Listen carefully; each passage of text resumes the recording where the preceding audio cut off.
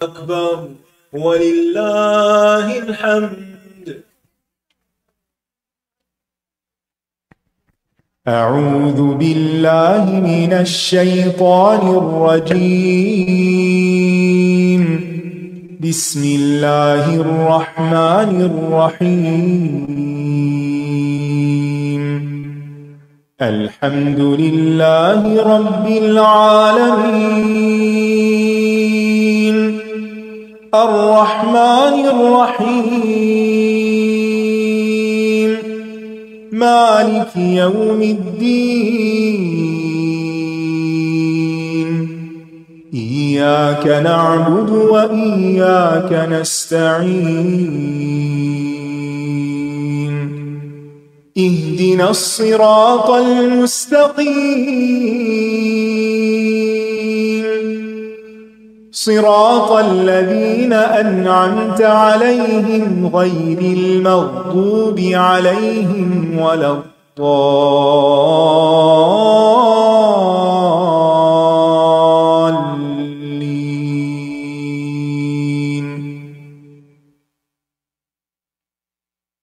السلام علیکم ورحمۃ اللہ وبرکاتہ.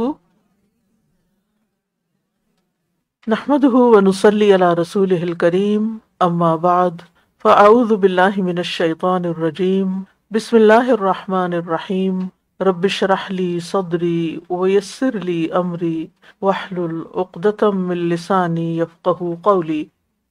قال فما خطبكم أيها المرسلون قالوا إنا أرسلنا إلى قوم مجرمين لنرسل عليهم حجارة من طين مسومة عند ربك للمسرفين فأخرجنا من كان فيها من المؤمنين فما وجدنا فيها غير بيت من المسلمين وتركنا فيها آية للذين يخافون العذاب الأليم. قال فما خطبكم ایھا المرسلون. ابراہیم علیہ السلام بولے کہ اچھا یہ تو تم یہاں خوشخبری دے رہے ہو، اصل بات کیا ہے؟ خطب کہتے ہیں اہم معاملے کو. تمہارا کیا معاملہ ہے؟ ایھا المرسلون، اے بھیجے ہوئے فرشتوں، کس مہم پر ہو؟ قالوا، انہوں نے کہا، انا ارسلنا الی قوم مجرمین، بے شک ہم بھیجے گئے ہیں ایک مجرم قوم کی طرف. اشارہ ہے قوم لوط کی طرف. لنرسل علیہم حجارتن، تاکہ بھیجے ہم ان پر پتھر، من طین، پکی ہوئی مٹی کے، یعنی سجیل، مسومتن، نشان زدہ، عند ربک، تیرے رب کے نزدیک، للمسرفین، حد سے بڑے ہوئے لوگوں کے لیے. قوم لوط کو مسرفین کیوں کہا گیا؟ کیونکہ وہ حلال طریقے کو چھوڑ کر، فطری طریقے کو چھوڑ کر غیر فطری طریقے سے اپنی خواہشات پوری کرنے والے تھے، عمل قوم لوط میں مبتلا تھے. مسومتن عند ربک للمسرفین، کہ وہ پتھر جو ہم ان پہ پھینکیں گے ان پر نشان لگے ہوئے ہوں گے، نمبرڈ ہوں گے، نمبر لگے ہوئے ہوں گے. کون سا پتھر کس کو جا کے مارے گا، کہاں ہٹ کرے گا. فَأَخْرَجْنَا مَنْ كَانَ فِيهَا مِنَ الْمُؤْمِنِينَ، تو نکال لیا ہم نے اس میں جو بھی کوئی تھا مومنوں میں سے. کیونکہ ابراہیم علیہ السلام نے اپنی پریشانی کا اظہار کیا کہ تم وہاں جا رہے ہو. قَالَ إِنَّ فِيهَا لُوطًا، وہاں تو لوط بھی رہتے ہیں. قَالُوا نَحْنُ أَعْلَمُ بِمَنْ فِيهَا، فرشتوں نے کہا ہمیں خوب پتا ہے وہاں جو بھی رہتا ہے. لَنُنَجِّيَنَّهُ وَأَهْلَهُ، ہم اس کو بھی بچائیں گے اور اس کے گھر والوں کو بھی، إِلَّا امْرَأَتَهُ، سوائے بیوی کے. اب یہاں آپ دیکھ رہے ہیں کہ اہل کا ذکر ہے لیکن پھر بیوی کو نکال لیا گیا. کانت من الغابرین، وہ پیچھے رہنے والوں میں سے، یعنی انیشلی تو بیوی بیچ میں ہے لیکن پھر اس کو نکال لیا جائے گا. فَأَخْرَجْنَا مَنْ كَانَ فِيهَا مِنَ الْمُؤْمِنِينَ، تو نکال لیں گے ہم اس میں سے جو بھی مومنوں میں سے ہوگا. فَمَا وَجَدْنَا فِيهَا، تو نہ پایا ہم نے اس بستی میں، غیر بیتن، سوائے ایک گھر کے، من المسلمین، مسلمانوں میں سے. اس پوری بستی کے اندر جو ہزاروں کی تعداد میں تھے، اس کے بسنے والے، اس میں سے صرف ایک گھر تھا، اور اس گھر میں 2 بیٹیاں تھیں، لوط علیہ السلام کی اور بیوی بھی صرف ظاہری مسلمان تھی، حقیقی مسلمان نہیں تھی. لہٰذا وہ بھی پیچھے رہ گئی، کیونکہ اس کی دلی ہمدردیاں قوم کے ساتھ تھی، وہ ان کی برائی کو برا نہیں سمجھتی تھی. کسی برائی کو برا سمجھنا بھی نہایت ضروری ہے. لہٰذا جب عذاب آیا تو وہ بھی بیچ میں پکڑی گئی، اگرچہ وہ نبی کی بیوی تھی. سورۃ تحریم میں آتا کانتا تحت عبدین من عبادنا صالحین، نوح علیہ السلام کی بیوی اور لوط علیہ السلام کی بیوی ہمارے دو نیک بندوں کی زوجیت میں تھی. فخانتاہما، انہوں نے اپنے شوہروں سے خیانت کی تھی، اور یہی خیانت تھی دراصل. وترکنا فیہا آیتن، اور چھوڑ دی ہم نے اس میں ایک نشانی، للذین یخافون العذاب العلیم، ان لوگوں کے لیے جو دردناک عذاب سے ڈرتے ہیں. سورۃ العنکبوت میں آتا ہے وَلَقَدْ تَرَكْنَا مِنْهَا آیَةً بَيِّنَةً لِقَوْمٍ يَعْقِلُونَ، کہ ہم نے اس میں ایک روشن نشانی چھوڑ دی اس قوم کے لیے جو عقل رکھتے ہو. یہ کیا نشانی تھی؟ اس کے بارے میں تفہیم القرآن میں مولانا مودودی نے لکھا ہے، ڈیڈ سی جو ہے اس کے بارے میں، کہ ڈیڈ سی کا محل وقوع بتاتا ہے کہ یہاں بڑے بڑے شہر آباد تھے جو بعد میں کسی زلزلے کی وجہ سے زمین میں دھنس گئے. 1965 میں آثار قدیمہ کی تلاش کرنے والی ایک امریکی جماعت اللسان، یعنی وہ جو بحیرہ ہے ڈیڈ سی جو ہے اس کے جنوبی حصے پر اللسان نامی ایک بستی ہے، وہاں اس ٹیم کو ایک بہت بڑا قبرستان ملا جس میں 20,000 قبریں تھیں. 20,000 قبریں، اس سے اندازہ لگائیں کہ شہر کتنا بڑا ہوگا. ایسے شہروں میں اتنے بڑے بڑے قبرستان ہو سکتے جس میں ہزاروں کی تعداد میں قبریں ہوں. 20,000 قبروں پر مشتمل قبرستان اس کے قریب سے ملا. اس سے اندازہ ہوتا ہے کہ قریب میں کوئی بہت بڑا شہر آباد تھا، مگر شہر کے آثار نہیں ملے اور کوئی بھی چیز نہیں، نہ عمارتیں نہ کچھ اور جس سے متصل اتنا بڑا قبرستان بن سکتا ہو. اس سے یہ بھی شبہ تقویت پاتا ہے کہ جس شہر کا یہ قبرستان تھا وہ اس بحیرہ میں غرق ہو چکا ہے، یعنی اصل بستی پانی میں چلی گئی. ڈیڈ سی کے جنوب میں اب بھی ہر طرف تباہی کے آثار موجود ہیں.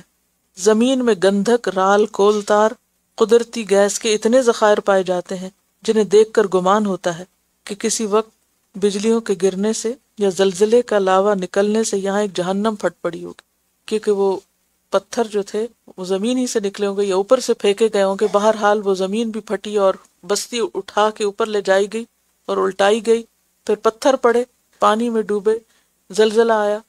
یعنی ایک ہی قوم پر کئی عذاب آئے کیونکہ حد سے بڑی ہوئی قوم تھی.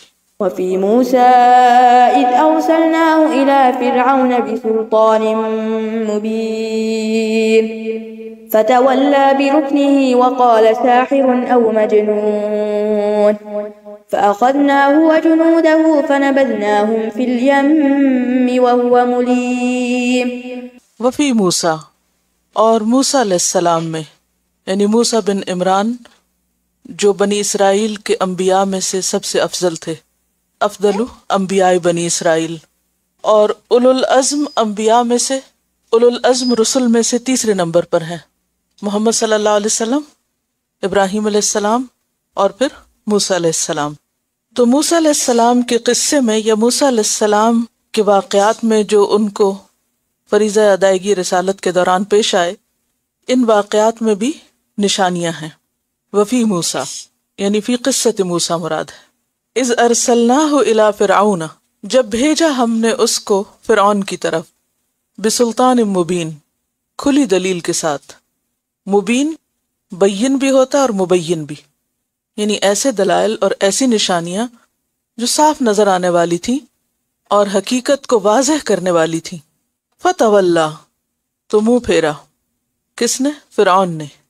برکنہ ہی، اپنی قوت کے ساتھ. رکن پلر کو بھی کہتے ہیں، کارنر کو، اور یہاں مراد ہے قوت، یعنی فرعون کی جو ذاتی قوت تھی یا اس کے لشکروں کی صورت میں اس کے پاس قوت تھی یا اس کی جو بادشاہت تھی، اس کی وجہ سے اس کے بلبوتے پر اس نے منہ موڑ لیا، موسیٰ علیہ السلام کی بات نہ مانی. وقالا، اور کہا، ساحرن، جادوگر ہے. سورۃ شعراء میں آتا ہے، اس نے کہا ان ھذا لساحر علیم، او مجنون، یا مجنون ہے، یا تو ساحر ہے یا مجنون ہے. سورۃ شعراء میں آتا ہے قال ان رسولکم الذی ارسل الیکم لمجنون فاخذناہ، تو پکڑ لیا ہم نے اس کو، وجنودہ، اور اس کے لشکروں کو جن پر اسے بہت مان تھا. فنبذناہم، پھر پھینک دیا ہم نے ان کو، فی الیم میں، سمندر میں. اشارہ ہے بحر احمر کی طرف جو ایشیا اور افریقہ کے درمیان ہے. وہو ملیم، اور وہ ملامت زدہ تھا، مرتے وقت اپنے آپ ہی کو کوس رہا تھا۔ تو کہنے کا مطلب یہ ہے کہ اے اہل مکہ، تم محمد صلی اللہ علیہ وسلم کی مخالفت کر کے کچھ حاصل نہ کرو گے۔ تم سے پہلے بہت سے طاقتور گزرے، جن میں سے ایک فرعون بھی تھا، اور اس نے موسیٰ علیہ السلام کی طرف سے لائی ہوئی کھلی نشانیوں کو دیکھنے کے باوجود نہیں مانا، تو دیکھو اس کا انجام کیا ہوا۔ وفي عاد إذ أرسلنا عليهم الريح العقيم ما تذر من شيء أتت عليه إلا جعلته كالرميم۔ وفی عاد، اور عاد میں بھی، یعنی ایک نشانی ہے۔ عاد جو جزیرۃ العرب کے جنوب میں بستے تھے، جنہیں اپنی قوت پہ بہت مان تھا، جو کہتے تھے من اشد منا قوہ، لیکن کیا ہوا؟ اللہ نے ان کو ایک ہوا کے ذریعے ہلاک کر دیا۔ اذ ارسلنا علیہم الریح العقیم، جب بھیجی ہم نے ان پر ہوا بانجھ بے خیر۔ عقیم عقم سے ہے کیونکہ اس ہوا میں کوئی خیر نہ تھی۔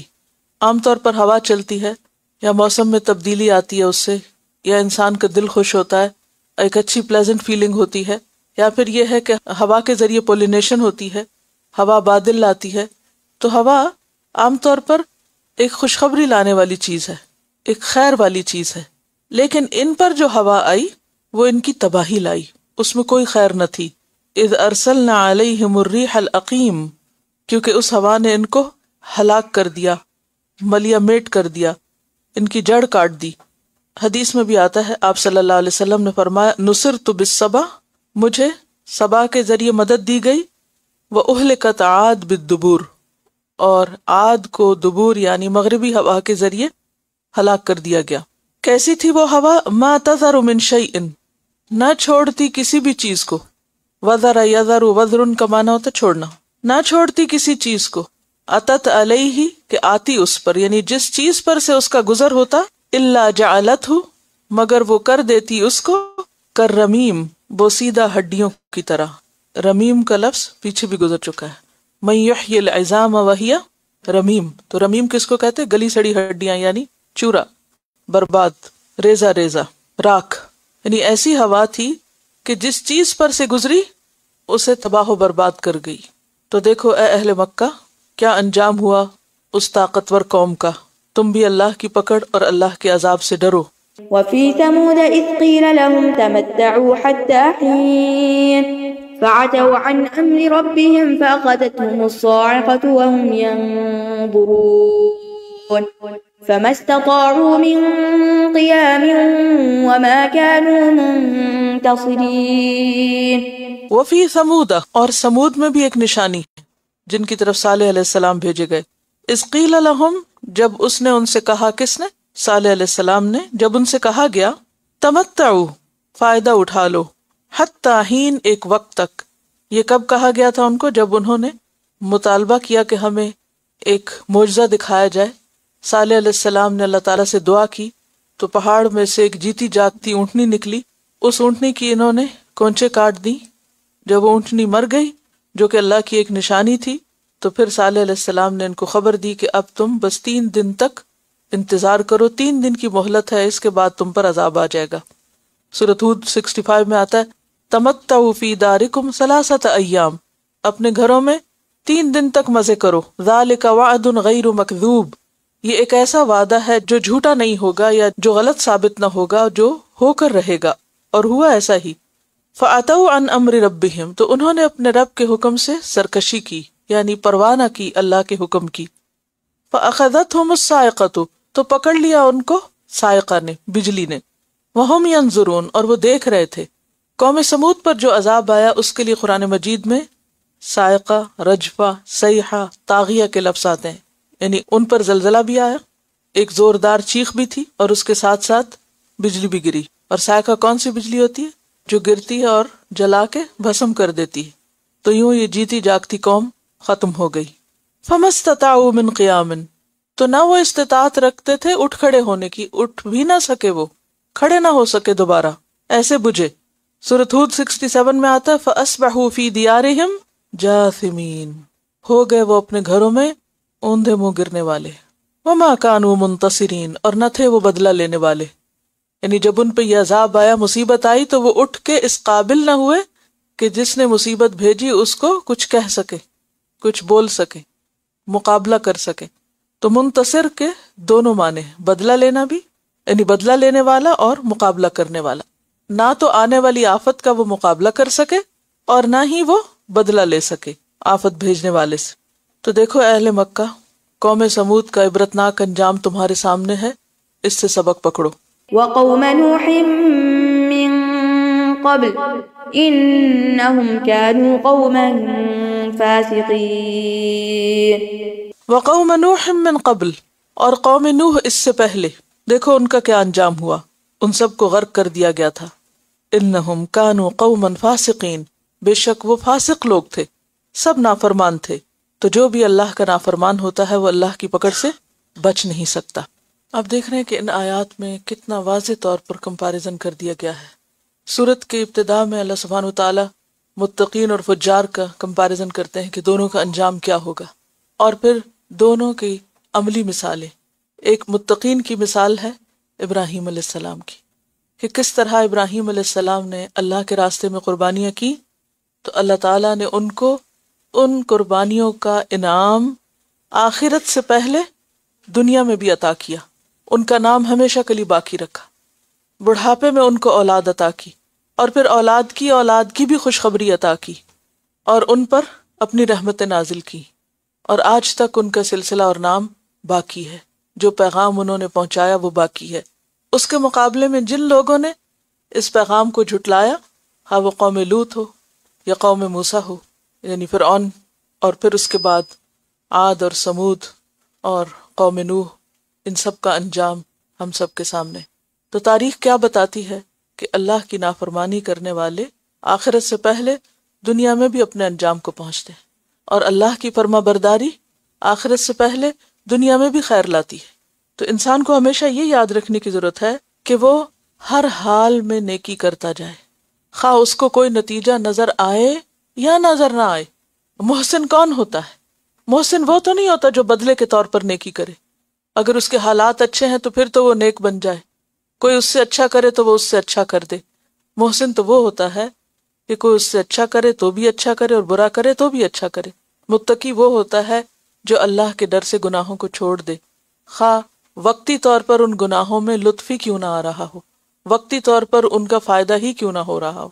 اور پھر سب سے بڑی بات یہ کہ جن قوموں نے بھی اپنے پیغمبروں کی بات نہیں مانی، اللہ کی نشانیوں کو نہیں مانا، ان کا انجام اچھا نہیں ہوا. تو دین کی مخالفت اور اللہ کے پیغام کی مخالفت کوئی معمولی بات نہیں ہے. یہ خالق کائنات کو چیلنج کرنا ہے، اور جو کوئی خالق کائنات کو چیلنج کرے وہ پھر اس کی پکڑ سے بچ نہیں سکتا. اب یہاں پر اللہ سبحانہ وتعالیٰ کی کچھ اور نشانیوں کا ذکر کیا جا رہا ہے، اور وہ کیا ہے؟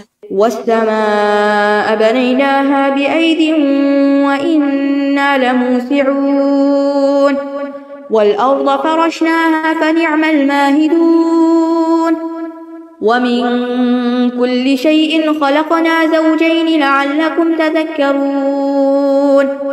والسماء بنيناها بأيد وإنا لموسعون.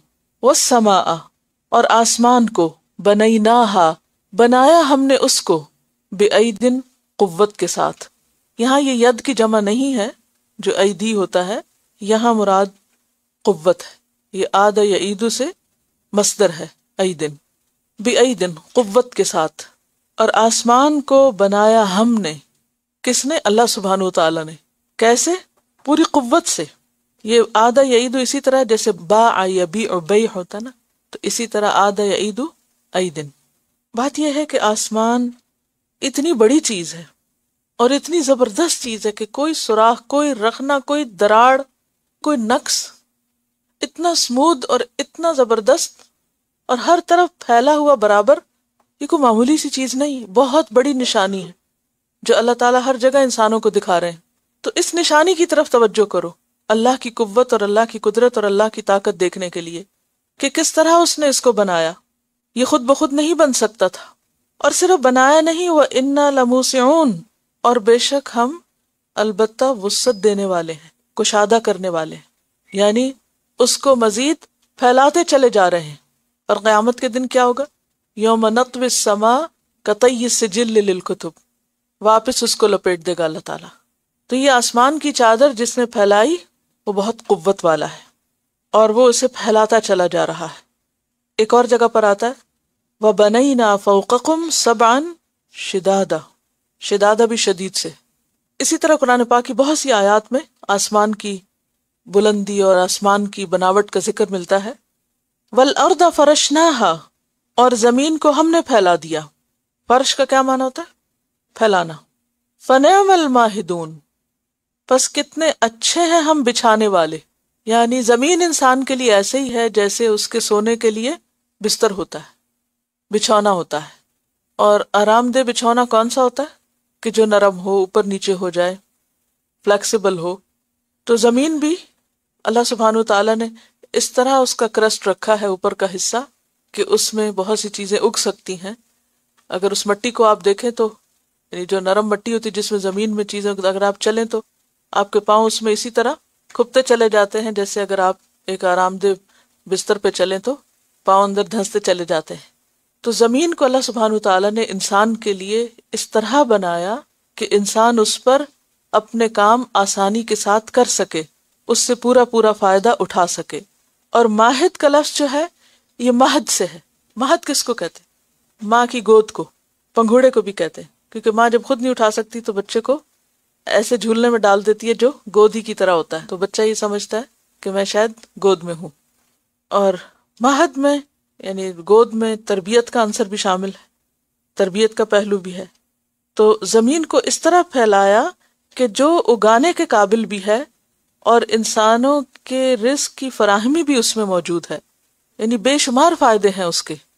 تو اے لوگو دیکھو اس زمین کو جسے ہم نے پھیلا دیا، بچھا دیا۔ فَنِعْمَ الْمَاهِدُونَ، کتنے اچھے ہیں ہم بچھانے والے۔ سورۃ الملک آیت 15 میں آتا ہے هُوَ الَّذِي جَعَلَ لَكُمُ الْأَرْضَ ذَلُولًا، مسخر کر دیا نا اللہ نے ہمارے لیے۔ فَامْشُوا فِي مَنَاكِبِهَا وَكُلُوا مِن رِّزْقِهِ وَإِلَيْهِ النُّشُورُ وَمِن كُلِّ شَيْءٍ خَلَقْنَا زَوْجَيْنِ، اور ہر چیز میں سے ہم نے جوڑے بنائے۔ لَعَلَّكُمْ تَذَكَّرُونَ، تاکہ تم نصیحت حاصل کرو۔ جیسے انسان ہے تو انسان کا جوڑا ہے، یا ایھا الناس انا خلقناکم، سورۃ النساء کی پہلی آیت پڑھیے۔ اگر آپ کثرت سے قرآن پڑھتے رہے نا تو آیتیں باقاعدہ یاد کرنے کی ضرورت نہیں پڑے گی، اس کا کوئی دوسرا آلٹرنیٹ ہے ہی نہیں۔ جب تک آپ قرآن پڑھیں گے نہیں نا آپ کو آئے گا نہیں، جب تک خود منہ سے نہیں بولیں گے، بھلے جتنا مرضی سنتے رہیں، جب تک آپ نہیں پڑھیں گے نا تو آپ کی زبان عادی نہیں ہوگی، آپ کا حلق، آپ کی زبان، آپ کے لب، آپ کا پورا وہ جو سسٹم ہے جو انوالوڈ ہے پڑھنے میں، جب تک وہ آلودہ نہیں ہوگا تو آپ کے منہ سے آیتیں نہیں نکلیں گی۔ تو اس کو ایک ہیبٹ بنا لیں، اتنا پڑھیں کہ وہ آپ کے منہ سے بس پانی کی طرح جاری ہونے لگ جائے، کہیں نہ اٹکیں، کہیں نہ بھولیں۔ اصل میں یہ آیت اتنی زیادہ پڑھی جاتی، خطبہ نکاح میں بھی پڑھی جاتی ہے، اور ویسے بھی یا ایھا الناس انا خلقناکم من ذکر و انثی، تو یہ جوڑا ہے ذکر اور انثی کا، ٹھیک ہے۔ اسی طرح جانوروں میں بھی جوڑے، اور پہلے میں آپ کو بتا چکی ہوں کہ جانداروں میں مذکر اور مؤنث کا جوڑا ہوتا ہے، اور غیر جاندار میں جو پیئر ہوتا ہے اس میں یا تو وہ اپوزٹ چیز کا ہوتا ہے یا وہ اس کے کمپلیمنٹری رول پلے کرنے والی کوئی چیز ہوتی ہے۔ تو خلقنا زوجین، اور یہاں پر فرمایا من کل شیء، اگر کل شیء ہے، اور ہم دیکھتے ہیں کہ پہاڑوں میں بھی اور سمندروں میں بھی اور بہت ساری چیزوں میں یہ سب چیز موجود ہے، تو کیا دنیا کا جوڑا نہیں ہوگا کوئی؟ دنیا بغیر جوڑ کے، دنیا کا جوڑ کیا ہے؟ آخرت۔ اور آخرت میں جیسے جنت ہے، تو جنت میں بندوں کو جو کچھ دیا جائے گا تو وہ کیا کہیں گے؟ وہ اتو بہ متشابہہ، تو جیسے یہاں پر پھل ہے تو وہ جنت میں بھی پھل ہوں گے، تو وہ ایک طرح سے مشابہ چیزیں ہوں گی۔ تو یہ بھی مل کے یعنی مشابہ چیزوں کا بھی جوڑا ہوتا ہے۔ فرمایا وَمِن كُلِّ شَيْءٍ خَلَقْنَا زَوْجَيْنِ، ہر چیز میں سے ہم نے جوڑے بنائے، لَعَلَّكُمْ تَذَكَّرُونَ، تاکہ تمہیں سمجھ آ جائے بات۔ اور پوری صورت میں کیا بات سمجھائی جا رہی ہے؟ آخرت پر ایمان۔ اور اگر یہ بات سمجھ آ جائے اور قوموں کے انجام سے عبرت پکڑو تو پھر کرنے کا کام کیا ہے؟ فَفِرُّوا إِلَى اللَّهِ إِنِّي لَكُمْ مِنْهُ نَذِيرٌ مُبِينٌ۔ فَفِرُّوا إِلَى اللَّهِ، دوڑو اللہ کی طرف۔ بات یہ ہے کہ جس شخص کو اللہ کی عظمت اور اللہ کی معرفت اور اللہ کی محبت نصیب ہو جائے تو پھر ہو نہیں سکتا کہ وہ اللہ کی طرف سستی کے مارے جائیں. اسی لیے کچھ لوگ جب اذان سنتے ہیں تو نماز کی طرف دوڑتے ہیں، باقی سب کام ان کو بھولنے لگتے ہیں، اور کچھ لوگوں کے سر کے اوپر سے گزر جاتے، سنی انسنی کر دیتے، نہ دل میں کوئی کھٹک آتی ہے اور نہ ہی کوئی بے چینی ہوتی. تو جب تک وہ اس فریضے کو ادا نہ کر لیں ان کو چین نہیں آتا، جو واقعی اللہ سے محبت کرنے والے ہوں یا اللہ کی پہچان رکھنے والے ہوں. تو ففروا الی اللہ کا مطلب کیا؟ کب دوڑتا ہے انسان اللہ کی طرف؟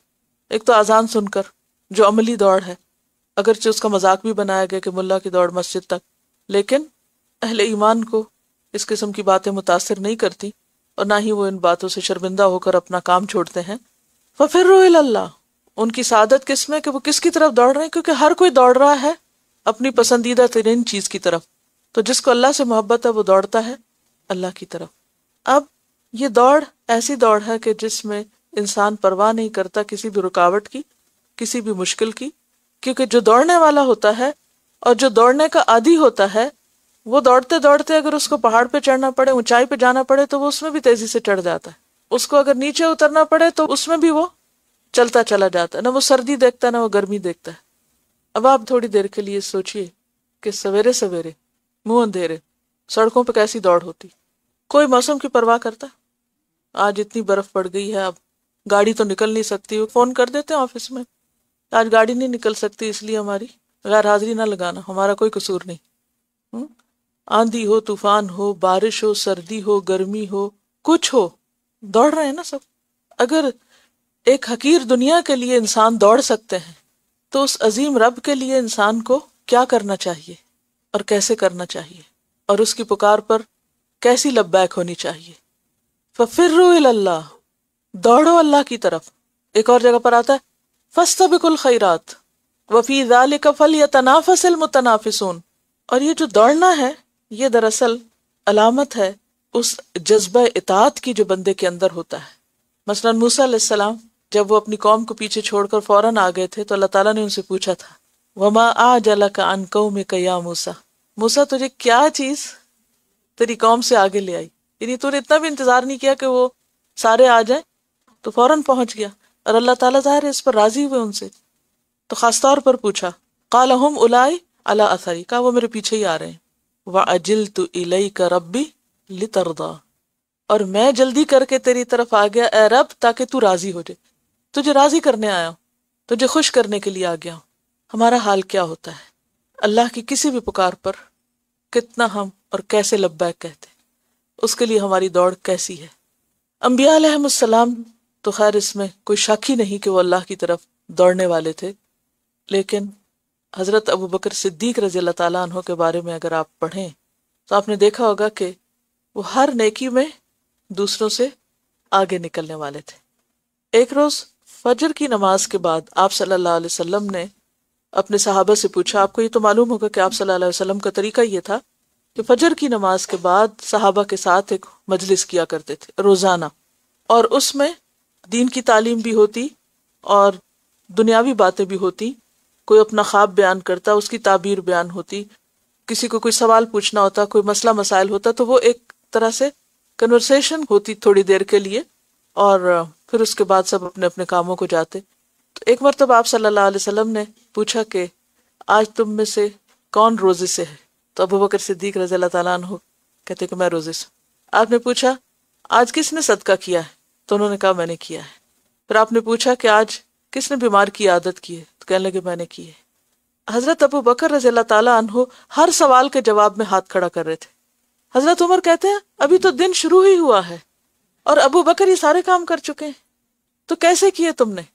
تو وہ کہتے ہیں کہ روزہ تو آج میں نے رکھا، اور میں آ رہا تھا مسجد تو راستے میں ایک فقیر ملا، اس کو میں نے صدقہ کیا، اور مجھے پتا چلا کہ عبد الرحمن بن عوف کی طبیعت خراب، تو میں راستے میں آتے ہوئے ان کی بھی عادت کر آیا.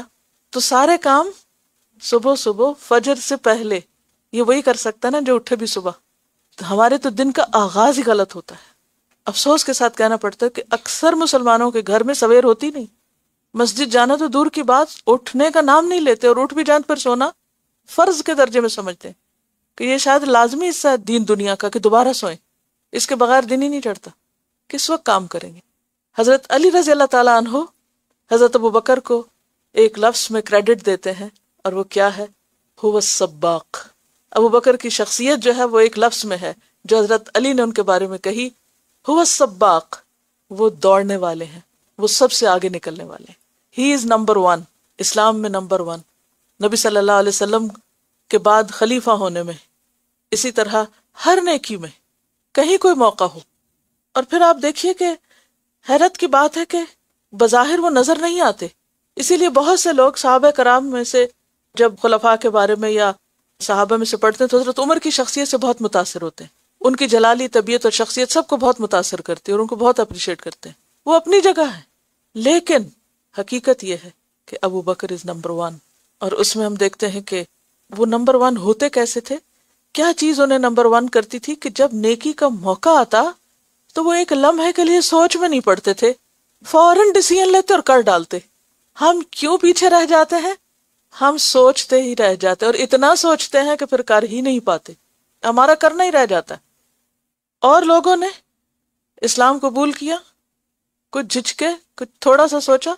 ابو بکر نے ایک لمحے کے لیے نہیں سوچا، اگرچہ وہ آپ صلی اللہ علیہ وسلم کے دوست تھے پہلے سے ہی، لیکن جب پہلی مرتبہ انہوں نے ان کو بتایا کہ فرشتہ میرے پاس آیا اور میں اللہ کا رسول بنا دیا گیا ہوں، تو انہوں نے ایک لمحے کے لیے کوئی تفصیلات نہیں پوچھی اور فوراً کہا کہ میں آپ پر ایمان لاتا ہوں. اسراء کے واقعے میں کیا ہوا، اسراء اور معراج، کہ اگر وہ کہتے ہیں تو سچ ہی کہتے ہیں. ایک لمحے کے لیے نہیں سوچا. جنگ تبوک ہوتی ہے، پورے گھر کا مال اٹھا لاتے. حضرت عمر نے کہا تھا نا کہ آج میں ان سے آگے نکل جاؤں گا. صحابہ کرام جو تھے وہ نیکی کے معاملات میں ایک دوسرے کو کمپیٹ کرتے تھے، دنیا میں نہیں کمپیٹ کرتے تھے. ہمارا حال کیا کہ ہم دوسروں سے دنیا میں مقابلہ کرتے ہیں. اس کے پاس ایسی گاڑی، میرے پاس ویسی، میں اس سے بہتر لینے ہوں. اس کے پاس ایسا گھر تو میں اس سے بہتر، اس کا ایسا لباس تو میں اس سے بہتر، اس کا ایسا زیور تو میں اس سے بہتر. ہمارے مقابلے کہاں ہیں؟ دنیا میں. صحابہ کرام میں سے کوئی کسی دوسرے کا مقابلہ دنیا میں کرتا نظر نہیں آتا. کوئی ایک مثال آپ کو نہیں ملے گی کہ اس کے پاس یہ دنیا کی چیز ہے تو میں اس سے بہتر دنیا کی چیز لاؤں. ان کا مقابلہ آخرت کے معاملے میں ہوتا تھا، نیکیوں میں ہوتا تھا، اور نیکیوں میں دوڑتے تھے. ففروا الی اللہ، اس کی عملی شکل تھی. اور یہ صرف اس وقت ہو سکتا ہے جب انسان کے سامنے اللہ کا حکم آئے اور وہ کر ڈالے، اس کے اندر کوئی کمپلیکس نہ ہو، کوئی خوف نہ ہو، کوئی جھجک نہ ہو، کوئی رکاوٹ نہ ہو، پورا یقین ہو کہ اس راستے میں نے جو بھی دے دیا، جو بھی کر دیا، وہ ضائع نہیں ہوگا، وہ تو ریکارڈ ہو گیا اللہ کے یہاں. تو نیکی کا موقع پا کر نیکی کر لینا، یہی اللہ کی طرف دوڑنا ہے. یعنی وہ دوڑ ایسی دوڑ نہیں کہ آپ سڑک پہ دوڑیں گے. اگر آپ حضرت ابوبکر کی شخصیت کو دیکھیں کہ جسمانی طور پہ وہ کتنے مضبوط تھے نہیں، کمزور انسان تھے، انتہائی کمزور تھے. کمزور اس سینس میں بالکل دبلے پتلے تھے. اسی طرح دل کے بھی انتہائی نرم تھے، بہت نرم دل، لیکن نیکی کے معاملے میں انتہائی مضبوط. اسی لیے انہیں نبی صلی اللہ علیہ وسلم کا ساتھ نصیب ہوا. اگر دیکھا جائے ویسے تو جس طرح حضرت عمر بہادر تھے یا قوی تھے تو ان کو یہ چانس ملنا چاہیے تھا کہ وہ ہجرت کے سفر میں آپ کے ساتھ ہوتے، لیکن اللہ تعالیٰ نے کس کو چنا، کس کے لیے اجازت ملی؟ ابو بکر کو ساتھ لے جانے کی. اور پھر اسی طرح جب لشکر اسامہ کو بھیجنا تھا اس وقت کس طرح وہ ڈٹ گئے. نبی صلی اللہ علیہ وسلم کی وفات کے موقع پر صحابہ مسجد میں رو رہے ہیں بیٹھ کے. حضرت عمر کہہ رہے ہیں کہ وہ جس طرح موسیٰ علیہ السلام گئے تھے اللہ تعالیٰ سے ملنے کے لیے کہ آپ صلی اللہ علیہ وسلم بھی اسی طرح گئے اور واپس آ جائیں گے، اور جس نے کہا کہ آپ فوت ہو گئے میں اس کی گردن اڑا دوں گا. اور ایسے میں صحابہ کرام کو کچھ سمجھ نہیں آ رہی تھی، لیکن کس طرح وہ نرم دل ہوتے ہوئے اور ان ساری چیزوں کے باوجود کس طرح آ کر سب کو سنبھالا دیتے، کس طرح سب کو جمع کرتے. تو یہ بصیرت، اس بصیرت کا ملنا اور ان مواقع کا ملنا اور ان مواقع کو استعمال کر جانا، یہی انسان کو آگے بڑھاتا ہے. پھر اس کے بعد آپ دیکھیں کہ کس طرح مرتدین، آپ نے اگر پڑھا ہو مرتدین کے بارے میں، کس طرح کتنی کثیر تعداد میں لوگ جو تھے وہ دوبارہ اسلام سے پھر گئے تھے. مانعین زکوٰۃ کو کیسے نپٹا اور کس طرح حضرت عمر کو انہوں نے خلیفہ مقرر کر دیا اپنے پیچھے. یعنی نیکی کا جو موقع آیا اور جو کرنے کا کام تھا وہ کر گئے. کس طرح حضرت بلال کو آزاد کرایا. یعنی کس چیز کو آپ دیکھیں گے، ہر معاملے میں آگے ہیں، ہر معاملے میں آگے ہیں. تو یہ جو صحابہ کرام کی شخصیات ہیں، ان کا بار بار مطالعہ، چاہے آپ نے پڑھا ہو پھر پڑھنا، یاد دہانی کراتا ہے کہ ہم کس طرح آگے بڑھ سکتے ہیں دین کے معاملے میں. وہ کیا کرتے تھے، وہ کیا راز تھے، کیونکہ پیغمبر تو پیغمبر ہوتے ہیں نا، لیکن صحابہ کرام تو انسان ہوتے ہیں. ان سے تو ہم اپنے آپ کو ریلیٹ کر سکتے ہیں نا، وہ تو ہماری طرح کے انسان تھے. اور پھر آپ دیکھیے تبلیغ کے معاملے میں، دعوت کے معاملے میں کوئی جھجک نہیں ان کو، خود مسلمان ہوتے ہیں، جا کے اپنے دوستوں کو بتاتے ہیں۔ 5 عشرہ مبشرہ جو ہیں سابقین فی الاسلام، وہ آپ کی کوششوں سے مسلمان ہوئے، حضرت ابوبکر نے ان کو مسلمان کیا۔ ہاں؟ اب وہ جتنی بھی نیکیاں کر رہے ہیں وہ ساری کی ساری کس کے پلے میں؟ ابوبکر کے پلے۔ دیر نہیں لگائی، یہ ہوتا ففروا الی اللہ، جو بات پتہ چلی کر ڈالو، ففروا الی اللہ، سوچتے رہ جانا اور مواقع کا انتظار کرنا اور جو موجود ہے وہ نظر نہ آنا اور پھر کہنا اچھا پھر کر لیں گے کبھی، بعد میں کبھی ہو جائے گا، یہ ففروا الی اللہ نہیں ہوتا۔ انی لکم منہ نذیر مبین، بے شک میں تمہارے لیے اس کی طرف سے ڈرانے والا ہوں کھلم کھلا، میں تمہیں ڈرا رہا ہوں، بتا رہا ہوں۔ تمہارا کیا کام ہے؟ تم اللہ کی طرف دوڑو۔ ولا تجعلوا مع الله إلها آخر إني لكم منه نذير مبين۔ ولا تجعلوا مع اللہ الہا آخر، اور نہ تم بناؤ اللہ کے ساتھ کوئی دوسرا الہ، کوئی دوسرا۔ اب ہم مثلاً کہہ سکتے ہیں بہت آسانی سے کہ ہم نے تو کسی اور کو الہ نہیں بنایا ہوا، لیکن اللہ کے علاوہ کوئی بھی ایسی چیز، خواہ وہ مال و دولت ہو یا انسان ہو یا کوئی چیز جس کی طرف انسان کی دوڑ ہو اور جو اللہ کی اطاعت میں رکاوٹ بن جائے، وہی انسان کا الہ ہوتا ہے۔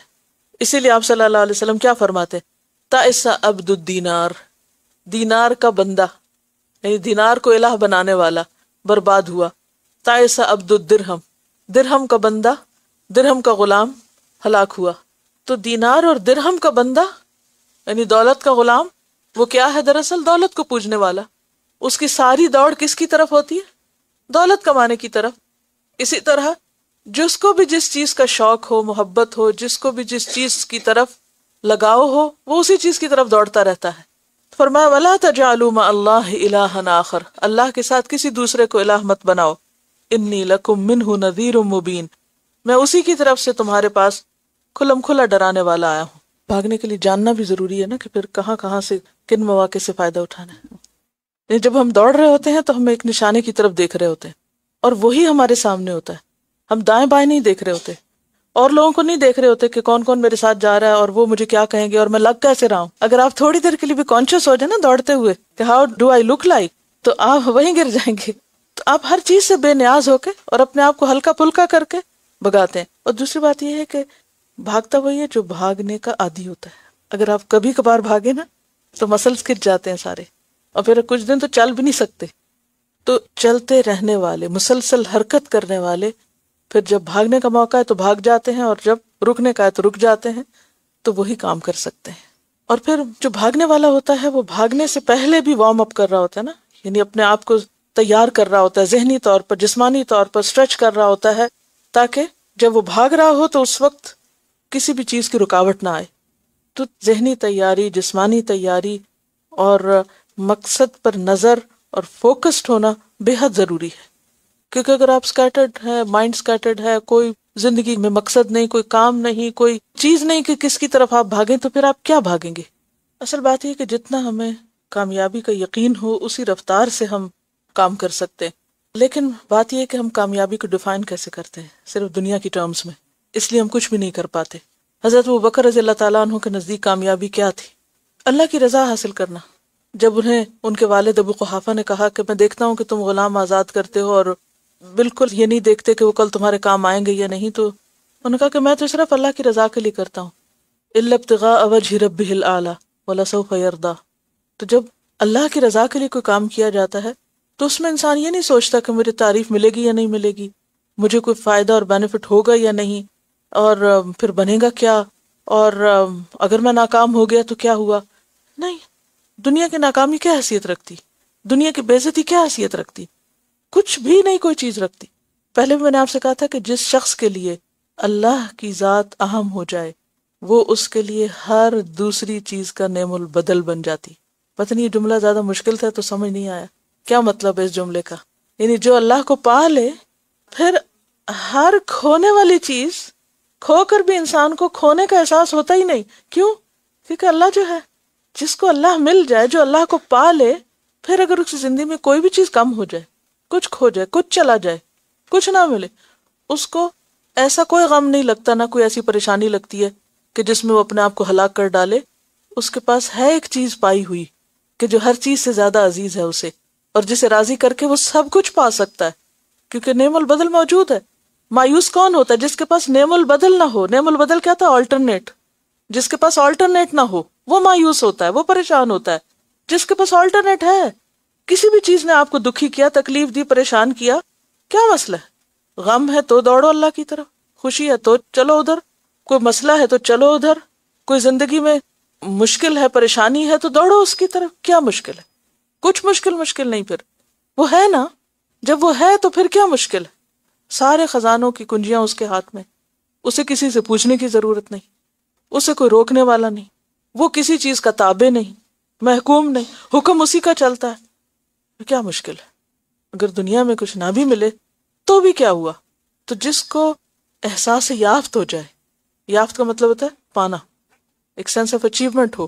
آپ نے دیکھا ہوگا کہ صحابہ کے پاس کھانے کو پورا نہیں ہوتا تھا، 2 وقت کا کھانا نہیں ہوتا تھا ان کے پاس، لیکن کیا چیز تھی کہ جو انہیں بھوکا ہونے کے باوجود کانفیڈنس نہیں لوز کرنے دیتی تھی؟ آج جس کے پاس 2 وقت کا کھانا نہ ہو تو کانفیڈنس نام کی کوئی چیز نہیں ہوگی اس کے پاس، کہ میرے پاس تو کھانے کو نہیں تو لوگ میری کیا عزت کریں گے اور لوگ مجھے کیا پوچھیں گے اور میری تو کوئی شان و شوکت ہی نہیں.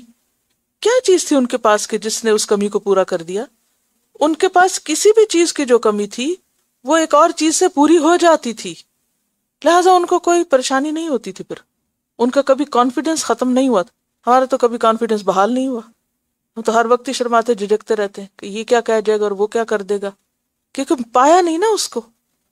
یہ بتانے کہ گاڑی میں ایک پرزا ہوتا ہے آلٹرنیٹر، اگر وہ خراب ہو جائے تو گاڑی نہیں چلتی، چاہے سارا کچھ باقی ٹھیک ہو. تو بات یہ ہے کہ اگر ہمارا اللہ سے کنیکشن نہ رہے تو ہمارے پاس سب کچھ بھی ہو نا، ہم نالج سے بھرے ہوئے ہوں، مال ہمارے پاس ہو، صحت ہو، طاقت ہو، وقت ہو، سب کچھ ہو، ہم کچھ بھی کرنے کے قابل نہیں جب تک اللہ سے تعلق نہ ہو اور صحیح تعلق نہ ہو. یہ کہہ رہی ہے کہ آج کل چونکہ جھوٹ کی دنیا ہے، اس لیے کوئی بھی نیکی کرنا جو ہے وہ مشکل ہے، کیونکہ آپ کو یہ پتہ نہیں چلتا کہ مثلا صدقہ دینا ہے تو کس کو دیں. آپ کو وہ حدیث یاد ہوگی کہ ایک شخص اپنے گھر سے نکلا رات کے وقت اور اس نے سوچا کہ میں آج سب سے مستحق انسان کو صدقہ دوں گا، لیکن وہ صدقہ کسی چور کے ہاتھ لگ گیا. تو اب جب چور کے ہاتھ لگ گیا، صبح ہوئی تو سب نے کہا کہ آج کسی چور کو صدقہ دیا گیا. اب اس نے سوچا کہ میرا تو صدقہ ضائع ہو گیا، لیکن اسے بتایا گیا کہ نہیں، شاید چور اس صدقے کو پا کے چوری سے توبہ کر لے. اس نے کہا اچھا میں اب کسی اور ضرورت مند کو دوں گا. اگلے دن کسی زانیہ عورت کو دیا، تیسرے دن کسی اور کو دیا، تینوں دن اس کا صدقہ غلط جگہ گیا، لیکن اس کے اس احسان کی وجہ سے ان تینوں نے توبہ کی. آپ کو نہیں معلوم کہ آپ ایک کام کر رہے ہیں اور بظاہر آپ نے اپنی نیت خالص کر لی، لیکن وہ کام جو تھا جو آپ نے چاہا ویسا نہیں ہوا، مگر اس کا نتیجہ اللہ نے کسی اور طرح اسی کے حق میں کر دیا. تو ہمیں اس پہ توجہ رکھنی چاہیے کہ ہمارا فرض کیا بنتا ہے. باقی نہ تو ہمارے پاس غیب کا علم ہے، نہ ہم لوگوں کے دلوں میں جھانک کے دیکھ سکتے ہیں، نہ ہم لوگوں کی حقیقی ضروریات کا پتہ کر سکتے ہیں. باقی نتیجہ اللہ کے ہاتھ پہ چھوڑنا چاہیے. اب مثال کے طور پر آپ یہاں اگر بیٹھے اور آپ کے ذہن میں یہ شیطان خیال ڈالنا شروع، پتہ نہیں یہ صحیح پڑھاتی ہیں کہ نہیں، جو کہ اکثر آتا ہی ہوگا شاید، یا یہ کہ لوگ ڈالتے رہتے ہیں مختلف طرح کے کہ کیا پتا آپ کو وہ صحیح بھی پڑھاتی ہیں کہ نہیں، تو اب وہ تو آپ پھر کچھ بھی نہیں کر سکتے. اب آپ چلیں چھوڑ دیں، یہاں سے کہیں اور چلے جائیں، وہاں بھی پتہ نہیں یہ بھی ٹھیک پڑھاتے ہیں کہ نہیں. اس طرح تو دنیا میں آپ کوئی کام کر ہی نہیں سکتے. ٹھیک ہے آپ ایک درجے کا علم حاصل کریں، پھر اس سے آگے بڑھیں، آپ کو خود ہی پتہ چلے گا پچھلے نے آپ کے ساتھ کیا کیا. یعنی کہ صحیح اور غلط کی پہچان کے بھی اللہ نے دنیا میں طریقے رکھے ہیں، اور حق سچ جو ہے وہ نکھر کے سامنے آ جاتا ہے. سچ ایک ایسی چیز ہے کہ اللہ تعالیٰ نے اس کے اپنے اندر ایک ایسی قوت رکھی ہے کہ وہ زیادہ دیر چھپ نہیں سکتا. وَجَاءَ الْحَقُّ وَزَهَقَ الْبَاطِلُ إِنَّ الْبَاطِلَ كَانَ زَهُوقًا. تو سچ نکھر آتا ہے.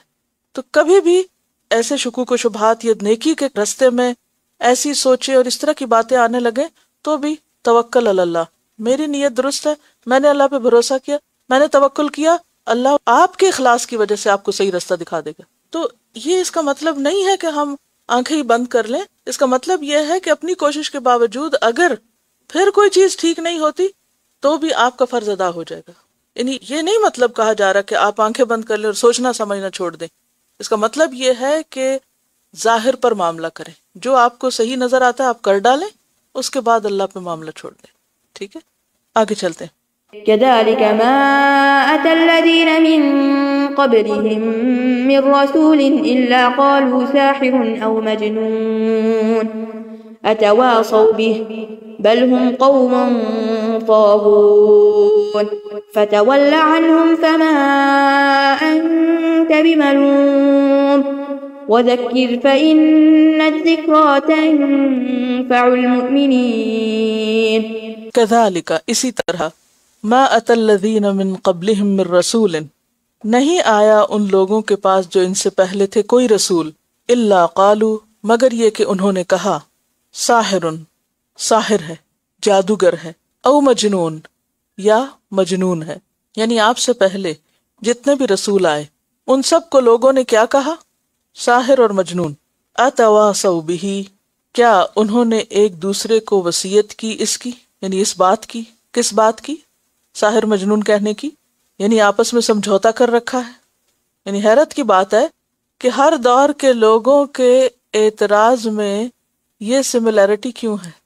کیا ایک جنریشن دوسرے کو سکھا گئی؟ ایسا بھی نہیں ہوا، کیونکہ ایک کے بعد ایک جنریشن پوری طرح ملیا میٹ ہوئی اور پھر نئے آنے والوں نے پھر وہی الفاظ اختیار کیے. تو دراصل بات یہ ہے، بل ہم قوم طاغون، کہ یہ خود سرکش لوگ ہیں. تو ایک جیسے خیالات رکھنے والے لوگ ہر دور میں، نیا ہو یا پرانا، ایک ہی جیسی باتیں کرتے ہیں، کیونکہ وہ باتیں اصل میں ان کے اپنے دل کی ہوتی ہیں. فتولی عنہم، پس اعراض برتو ان سے منہ موڑ لو، یعنی اہل مکہ سے جو تمہاری مخالفت کر رہے ہیں. فما انت بملوم، پس نہیں ہو تم ملامت کیے ہوئے، یعنی آپ پر کوئی اعتراض نہیں، آپ پر کوئی ملامت نہیں، آپ کی پوچھ نہیں ہوگی، اللہ آپ سے ناراض نہیں. بعض اوقات ایسا ہوتا ہے نا کہ آپ ایک صحیح کام کر رہے ہوتے ہیں اور ہر کوئی آپ کو غلط کہنا شروع کر دیتا ہے. جیسے نبی صلی اللہ علیہ وسلم مکہ میں لوگوں کو توحید کی بات بتا رہے تھے اور ہر طرف سے بوچھاڑ تھی، مخالفت تھی. ایسے میں انسان یہ سوچتا ہے کہ آخر اتنے سارے لوگ ایک ہی بات کیوں کہہ رہے ہیں؟ شاید میرے اندر کوئی غلطی ہے، یہاں کوئی کمی ہے. تو تسلی دلائی جا رہی ہے کہ آپ ان جھوٹی باتوں کی، اس جھوٹے پروپیگنڈے کی پرواہ نہ کریں. یہ تو ہر ایک کے ساتھ ہوتا رہا. آپ سے پہلے پیغمبروں کو بھی یہی خطابات ملے، آپ اپنا پیغام پہنچائیں، یعنی آپ سے اللہ ناراض نہیں. وذکر، اور نصیحت کیجئے. فإن الذکرى، پس بے شک نصیحت، تنفع المؤمنین، فائدہ دیتی ہے مومنوں کو. یہ بات کیوں کہی گئی؟ اس لیے کہ اگر ایک اچھی بات آپ کرتے ہیں، 10 لوگ اس کا انکار کرتے ہیں، ایک اگر مان جاتا ہے تو کام ہو جاتا ہے. جیسے موسیٰ علیہ السلام نے اپنا پیغام آ کر پہنچایا، فرعون، قارون، حامان، سب بڑے بڑوں نے کیا کیا؟ انکار، اور ان کے پیچھے لگ کے باقیوں نے بھی انکار. لیکن انہی لوگوں میں سے ایک رجل مومن ایمان لے آیا. وذکر فإن الذکرى تنفع المؤمنین. تو اس سے ایک عام قاعدہ اور اصول نکلتا ہے، اور وہ کیا ہے کہ انسان جب اللہ کی بات دوسروں کو بتائے تو اکثریت کے انکار یا مذاق اڑانے کی وجہ سے اچھی بات پہنچانا نہ چھوڑ دے. اگر 10 میں سے 9 نے انکار کیا ہے اور ایک نے مان لیا ہے تو اس ایک کا ماننا کہیں زیادہ فائدہ مند ہے بنسبت اس کے کہ بات پہنچائی نہ جائے. کیونکہ اس ایک کا کیا قصور جس کو ماننا ہے؟ کیونکہ بعض اوقات ہم دیکھتے ہیں نا کہ اچھا جس کو بھی بتاتے ہیں وہی کوئی اعتراض کر دیتا ہے، کوئی مانتا ہی نہیں، میری تو بات میں کوئی اثر ہی نہیں، کوئی وزن ہی نہیں، کوئی نتیجہ ہی نہیں نکلتا، مجھے یہ کام نہیں کرنا چاہیے کیونکہ میں اس کے قابل نہیں. اب بات یہ نہیں ہے کہ آپ قابل نہیں، بات یہ ہے کہ اول آخر ہر دور کے لوگ اسی قسم کی ذہنیت اختیار کیے رکھے. ہر دور کے لوگوں نے یہی باتیں کی اور یہی الزام لگائے اور اسی قسم کے جھوٹے پروپیگنڈے کیے، لیکن پیغمبروں نے اپنی بات پہنچانا نہ چھوڑی. آپ بھی نہ چھوڑیے، کیونکہ جو ایمان لانے والے ہیں ان کو ان باتوں سے، ایسی نصیحت سے فائدہ ہوتا ہے. یاد رکھیے کہ آپ کوئی بھی اچھا کام کریں گے نا، کبھی ایسے نہیں ہوگا دنیا کے کسی حصے میں، کسی قوم میں، کسی گروہ میں کہ 100% لوگ آپ کے ساتھ ہوں گے یا 100% لوگ آپ کے کاموں سے اتفاق کرتے ہوں گے. ہرگز نہیں. ایسا بھی ہو سکتا ہے کہ 50-50 کا تناسب ہو، یہ بھی ہو سکتا ہے کہ 90 اور 10 یا 10 اور 90 کا ہو، 99 اور 1 بھی ہو سکتا ہے، لیکن 100% نہیں ہو سکتا. نبی صلی اللہ علیہ وسلم سے بڑھ کر مؤثر بات کس کی تھی؟ قرآن سے بڑھ کر مؤثر بات کلام کون سا ہو سکتا ہے؟ لیکن 100% لوگ نہیں مانے. تو ایسے میں انسان کو کبھی بھی دل چھوٹا نہیں کرنا چاہیے. جس چیز کو وہ صحیح سمجھتا ہے، درست سمجھتا ہے، وہ اسے کرتے جانا چاہیے مخالفت کے باوجود، تاکہ جو فائدہ اٹھانا چاہے وہ فائدہ اٹھا جائے، اور جس کو نہیں اٹھانا وہ نہ اٹھائے. یعنی انکار کرنے والوں کے انکار کی بنا پر ماننے والوں کو سزا کیوں ملے؟ ان کو جو چانس ملا ہے اس سے محرومی ان کو کیوں دی جائے؟ تو اس لیے کیا فرمایا کہ آپ سب کو نصیحت کریں، ایمان والے فائدہ اٹھا لیں گے. وما خلقت الجن والإنس إلا ليعبدون ما أريد منهم من رزق وما أريد أن يطعمون إن الله هو الرزاق ذو القوة المتين. وما خلقت الجن والانس الا ليعبدون، اور نہیں میں نے پیدا کیا جن اور انس کو مگر اس لیے کہ وہ میری عبادت کرے. یعنی جن و انس کی تخلیق کا مقصد اللہ کی عبادت ہے. اور عبادت کیا ہوتا ہے؟ ہر وہ کام یا بات جس سے اللہ کا قرب حاصل ہو وہ عبادت ہے. ویسے تو اصطلاحی معنی کیا ہے؟ الخشوع والتذلل، اور پھر خاص طور پر عبادات کا جو نظام ہے، نماز، روزہ، حج، زکوٰۃ کی ادائیگی. لیکن عام معنی کیا ہے؟ ایک وسیع معنی کیا ہے عبادت کا؟ ہر وہ بات اور کام جو انسان کو اللہ کے قریب کر دے وہی عبادت ہے. وما خلقت الجن والانس الا ليعبدون، اور نہیں میں نے پیدا کیا جن اور انس کو مگر اس لیے کہ وہ میری عبادت کرے. ما اريد منهم من رزق، میں نہیں چاہتا ان سے کوئی رزق. میں نے اس لیے نہیں پیدا کیا کہ وہ بہت پیسے کمائیں اور پھر وہ مجھے کھلائیں. وما اريد ان يطعموني، اور میں نہیں چاہتا کہ وہ مجھ کو کھلائیں. یعنی اللہ بندوں سے رزق نہیں مانگتا. اللہ نے بندوں کو مال سمیٹنے کے لیے پیدا نہیں کیا. کیوں؟ ان اللہ هو الرزاق، کیونکہ اللہ تعالیٰ وہی دراصل رزاق ہے. ایک ہوتا رازق اور ایک ہوتا رزاق. رزاق کون سا صیغہ ہے؟ فعال کے وزن پر مبالغے کا صیغہ ہے، بہت زیادہ رزق دینے والا. جیسے قرآن پاک میں آتا ہے نا، وما من دابۃ فی الارض الا علی اللہ رزقها، کوئی جانور زمین میں ایسا نہیں جس کا رزق اللہ کے ذمہ نہ ہو. تو وہ رزاق ہے. ذو القوہ، قوت والا ہے. المتین، زور والا ہے. متین متن سے ہے، کسی چیز کا اپنی ذات میں مضبوط اور ٹھوس ہونا. حبل المتین کا بھی لفظ آپ نے پڑھا ہوگا. تو اللہ تعالیٰ زور والا ہے، قوت والا ہے. اس کی قوت کا اندازہ کس سے ہوتا ہے؟ آسمانوں کی تخلیق سے ہوتا ہے. سزا دینے میں بہت سخت ہے. اس کی قوت کا اندازہ کس سے ہوتا ہے؟ پچھلی قوموں کو جس طرح اس نے مختلف طرح کے عذابوں سے تباہ کیا. تو اس کی حکمت جہاں بھی شدت کا تقاضا کرتی ہے وہاں وہ شدت نظر آتی ہے. اب یہاں پر رزاق کے ساتھ ذو القوہ اور پھر القوت المتین کا لفظ کیوں آیا؟ اللہ تعالیٰ کو رزق دینے میں کچھ مشکل نہیں. اللہ تعالیٰ بندوں کی تمام ضروریات پوری کر سکتا ہے. تو 3 صفات ہو گئی، ایک الرزاق، دوسری ذو القوہ، اور تیسری المتین. فإن للذين ظلموا ذنوبا مثل ذنوب أصحابهم فلا يستعجلون فويل للذين كفروا من يومهم الذي يوعدون. فإن للذين ظلموا ذنوبا، پس بے شک ان لوگوں کے لیے جنہوں نے ظلم کیا، ذنوباً ایک حصہ ہے. ذنوب کہتے ہیں بڑے ڈول کو جس سے کنویں سے پانی نکالا جاتا ہے، اور مراد کیا ہے؟ حصہ، نصیب. مثل ذنوبی، مانند حصے کے، اصحابہم، ان کے ساتھیوں کے، یعنی پچھلی اقوام کے. فلا یستعجلون، پس نہ وہ جلد بازی کریں. کس بات کی؟ عذاب کے جلدی آنے کی. کہتے تھے نا فَأْتِنَا مَا تَعِدُنَا إِن كُنتَ مِنَ الصَّادِقِينَ.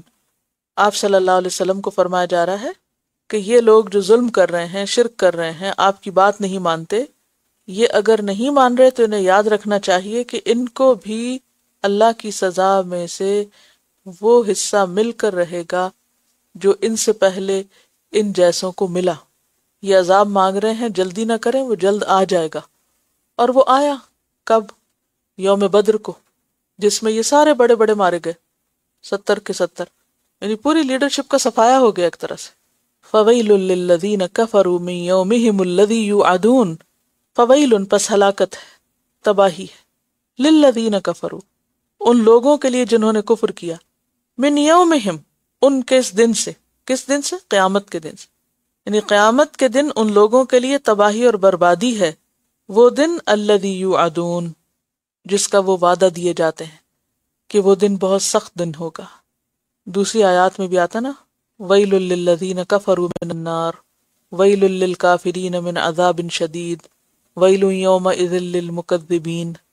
تو آپ صلی اللہ علیہ وسلم کو صبر کے ساتھ انتظار کرنے کے لیے کہا جا رہا ہے کہ آپ ان کی حرکات پر پریشان نہ ہوں، یہ جلد ختم ہو جائیں گے اور آپ کا لایا ہوا پیغام سب تک پہنچ کر رہے گا۔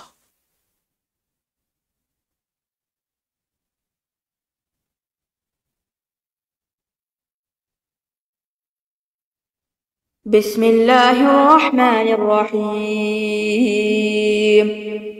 والطور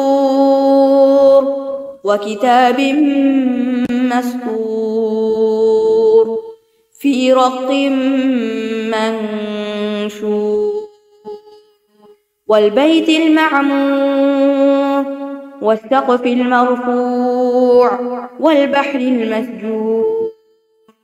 سورۃ الطور مکی صورت ہے، 2 رکوع ہیں، 49 آیات ہیں، 312 کلمات ہیں اور 1500 حروف ہیں۔ بسم اللہ الرحمن الرحیم۔ والطور قسم ہے طور کی۔ طور سریانی زبان کا لفظ ہے، سرسبز پہاڑ کے لیے استعمال ہوتا ہے۔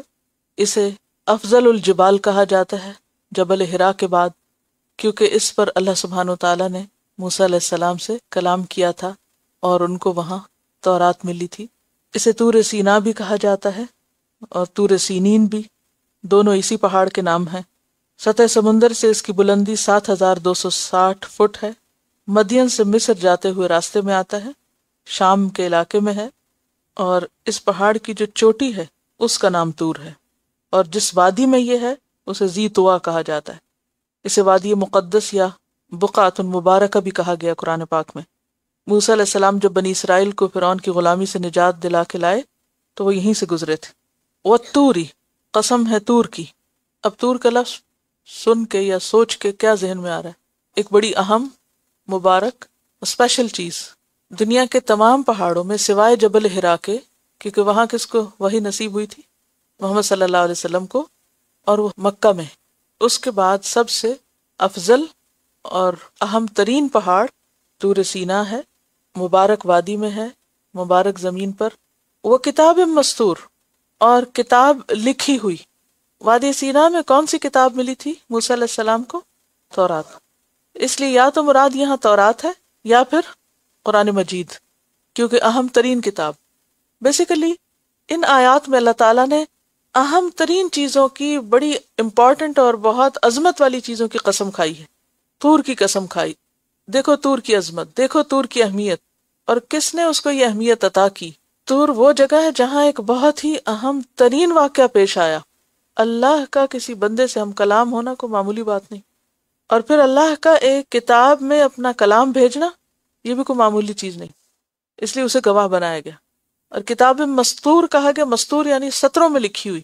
سطر کس کو کہتے ہیں؟ قطار کو۔ سطروں میں ہے یعنی لائنز میں ہے، اور تحریر ہوتی بھی لائن میں ہے نا، پوری لائن بنتی تب سمجھ آتی۔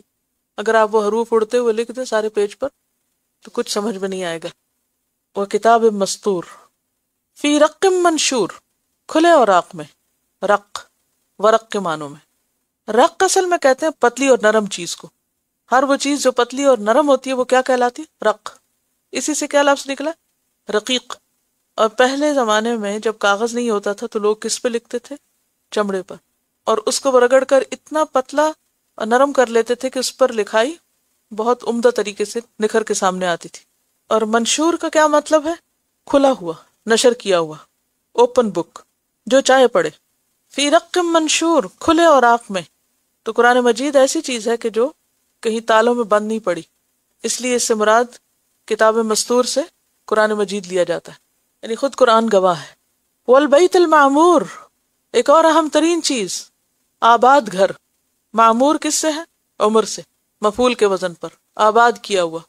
خانہ کعبہ مراد ہے یا پھر وہ جو 7ویں آسمان پر جب آپ صلی اللہ علیہ وسلم معراج کے موقع پر گئے تھے تو ابراہیم علیہ السلام کو جس کی دیوار سے ٹیک لگائے ہوئے دیکھا تھا، جس کے طواف کے لیے ہر روز 70,000 فرشتے داخل ہوتے ہیں اس میں اور دوبارہ پھر موقع نہیں پاتے۔ اور یا پھر اس سے مراد جو دنیا میں خانہ کعبہ ہے، کیونکہ دن اور رات کا کوئی حصہ ایسا نہیں ہوتا کہ جب اس کا طواف نہ ہو رہا ہو اور طواف رک جائے، یا یہ کہ اب سارے کر بیٹھے ہیں اب خالی پڑا گھر، ایسا نہیں ہوا کبھی۔ آپ کسی بھی وقت دن یا رات کے کسی بھی حصے میں چلے جائیں، ہر وقت آپ کو وہاں لوگوں کا جمگٹا ملے گا۔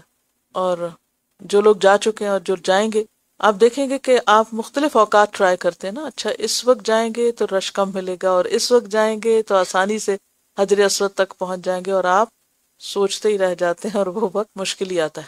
اس قدر آباد ہے۔ والبیت المعمور، اور پھر طواف کے علاوہ ہر وقت نمازیں پڑھی جا رہی ہیں، لوگ آ رہے ہیں اور جا رہے ہیں، دن ہو یا رات ہو، وہاں کی رات بھی دن ہی کی طرح ہے، روشن۔ دنیا میں اتنی رونق کسی دوسری جگہ پر نہیں ملتی۔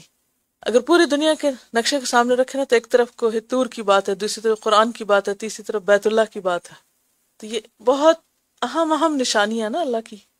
والسقف المرفوع، اور اونچی چھت، سقف کہتے ہیں سیلنگ کو، اندر کا حصہ جو نظر آتا ہے، یعنی آسمان، اللہ کی بہت بڑی نشانی، اونچا اٹھایا ہوا، کوئی پہنچ ہی نہیں سکتا وہاں تک۔ والبحر المسجور، اور بھرا ہوا سمندر، سمندر بھی اللہ کی نشانیوں میں سے ایک نشانی۔ یا تو دنیا کا سمندر مراد ہے جس نے 70% حصہ زمین کا، 70% حصہ کور کر رکھا ہے، یا پھر یہ بھی بعض مفسرین نے کہا کہ اس سے مراد وہ سمندر ہے جس پر عرش قائم ہے، کانا عرشہ علی الماء، لیکن عام انسانوں کو تو وہ نظر نہیں آتا، اس لیے راجح بات کیا ہے، یہ دنیا میں جو سمندر ہے۔ ابھی جو مسجور کا لفظ ہے اس کے کئی معنی، ایک معنی ہے بھرا ہوا، ایک معنی ہے بھڑکایا ہوا، وَإِذَا الْبِحَارُ سُجِّرَتْ، ایک معنی ہے ممنوع، روکا ہوا، محبوس۔ ایک روایت میں نے پڑھی تھی کہ سمندر کئی بار دن میں اللہ سے فریاد کرتا ہے کہ مجھے موقع دیا جائے تو میں لوگوں کو ڈبو دوں، لیکن اللہ نے اس کو اس کی حد میں روکا ہوا ہے۔ تو بحر المسجور کہ اتنا وہ بھرا ہوا ہے، ایسی ایسی مخلوق ہے اس کے اندر، اور ایسی ایسی موجیں اس کے اندر سے اٹھتی ہیں، اور اتنا وسیع ہے، اس کے باوجود اللہ نے اس کو روک کے رکھا ہوا، کنٹرول میں رکھا ہوا ہے کہ اس حد سے آگے نہیں جانا۔ اسی لیے ساحلی علاقوں میں بے شمار بلڈنگز ہوتی ہیں، لوگوں کو یقین ہوتا ہے نا آگے نہیں آئے گا تو تبھی وہیں بناتے، ورنہ تو کون ساحل سمندر پہ اپنا گھر بنائے، عام زمین سے زیادہ مہنگے ہوتے ہیں وہاں مکان۔ تو والبحر المسجور، اب آپ سوچئے بڑی بڑی نشانیاں جو اللہ کی یاد دلاتی ہیں، یہ ہو نہیں سکتا کہ آپ آسمان دیکھیں اور اللہ کو یاد نہ کریں، یہ ہو نہیں سکتا کہ آپ سمندر کے کنارے کھڑے ہوں اور آپ کو اللہ یاد نہ آئے، اور پھر یہ نہیں ہو سکتا کہ آپ قرآن کھولیں اور پھر اللہ کی عظمت آپ کو نہ محسوس ہو، آپ حرم جائیں، بیت المعمور پہ جائیں اور پھر اللہ یاد نہ آئے، کوہ طور پہ جائیں تو اللہ کی یاد نہ آئے۔ یہ سب چیزیں کیا ہیں، کن کا ذکر کیا گیا ہے؟ اللہ کی نشانیوں کا، اللہ کی قدرت کا۔ ان سب بڑی بڑی چیزوں کی بات کر کے فرمایا إن عذاب ربك لواقع ما له من دافع يوم تمور السماء مورا وتسير الجبال سيرا۔ ان عذاب ربک لواقع، جس رب نے یہ سب بنایا نا، وہ رب کیا کرنے والا ہے؟ بے شک تیرے رب کا عذاب واقع ہونے والا ہے۔ ما لہ من دافع، نہیں اس کو کوئی دور کرنے والا۔ یعنی تم لوگ قیامت کا کیوں نہیں سوچتے، کیوں نہیں فکر کرتے؟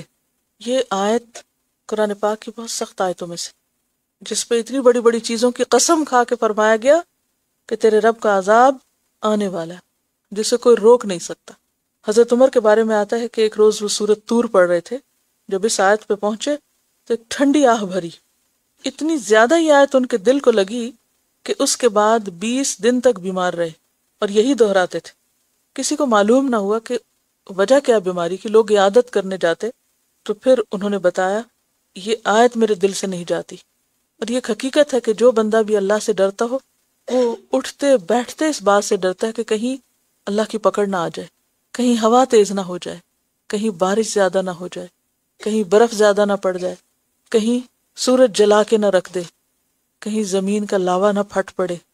اب دیکھیے ہم کس چیز پہ بیٹھے ہوئے ہیں، اگر معمولی سی بھی ہمیں یاد آ جائے نا کہ زمین کے اندر کیا ہے، آگ بھڑک رہی ہے نا، اور یہ چھت جس کے کوئی پلرز ہے نہیں کسی وقت بھی گر سکتی ہے، اور یہ سمندر جسے اللہ نے روکا ہوا ہے کسی وقت بھی آگے بڑھ سکتا ہے، یہ پہاڑ کسی وقت بھی غبار کی طرح اڑائے جا سکتے ہیں.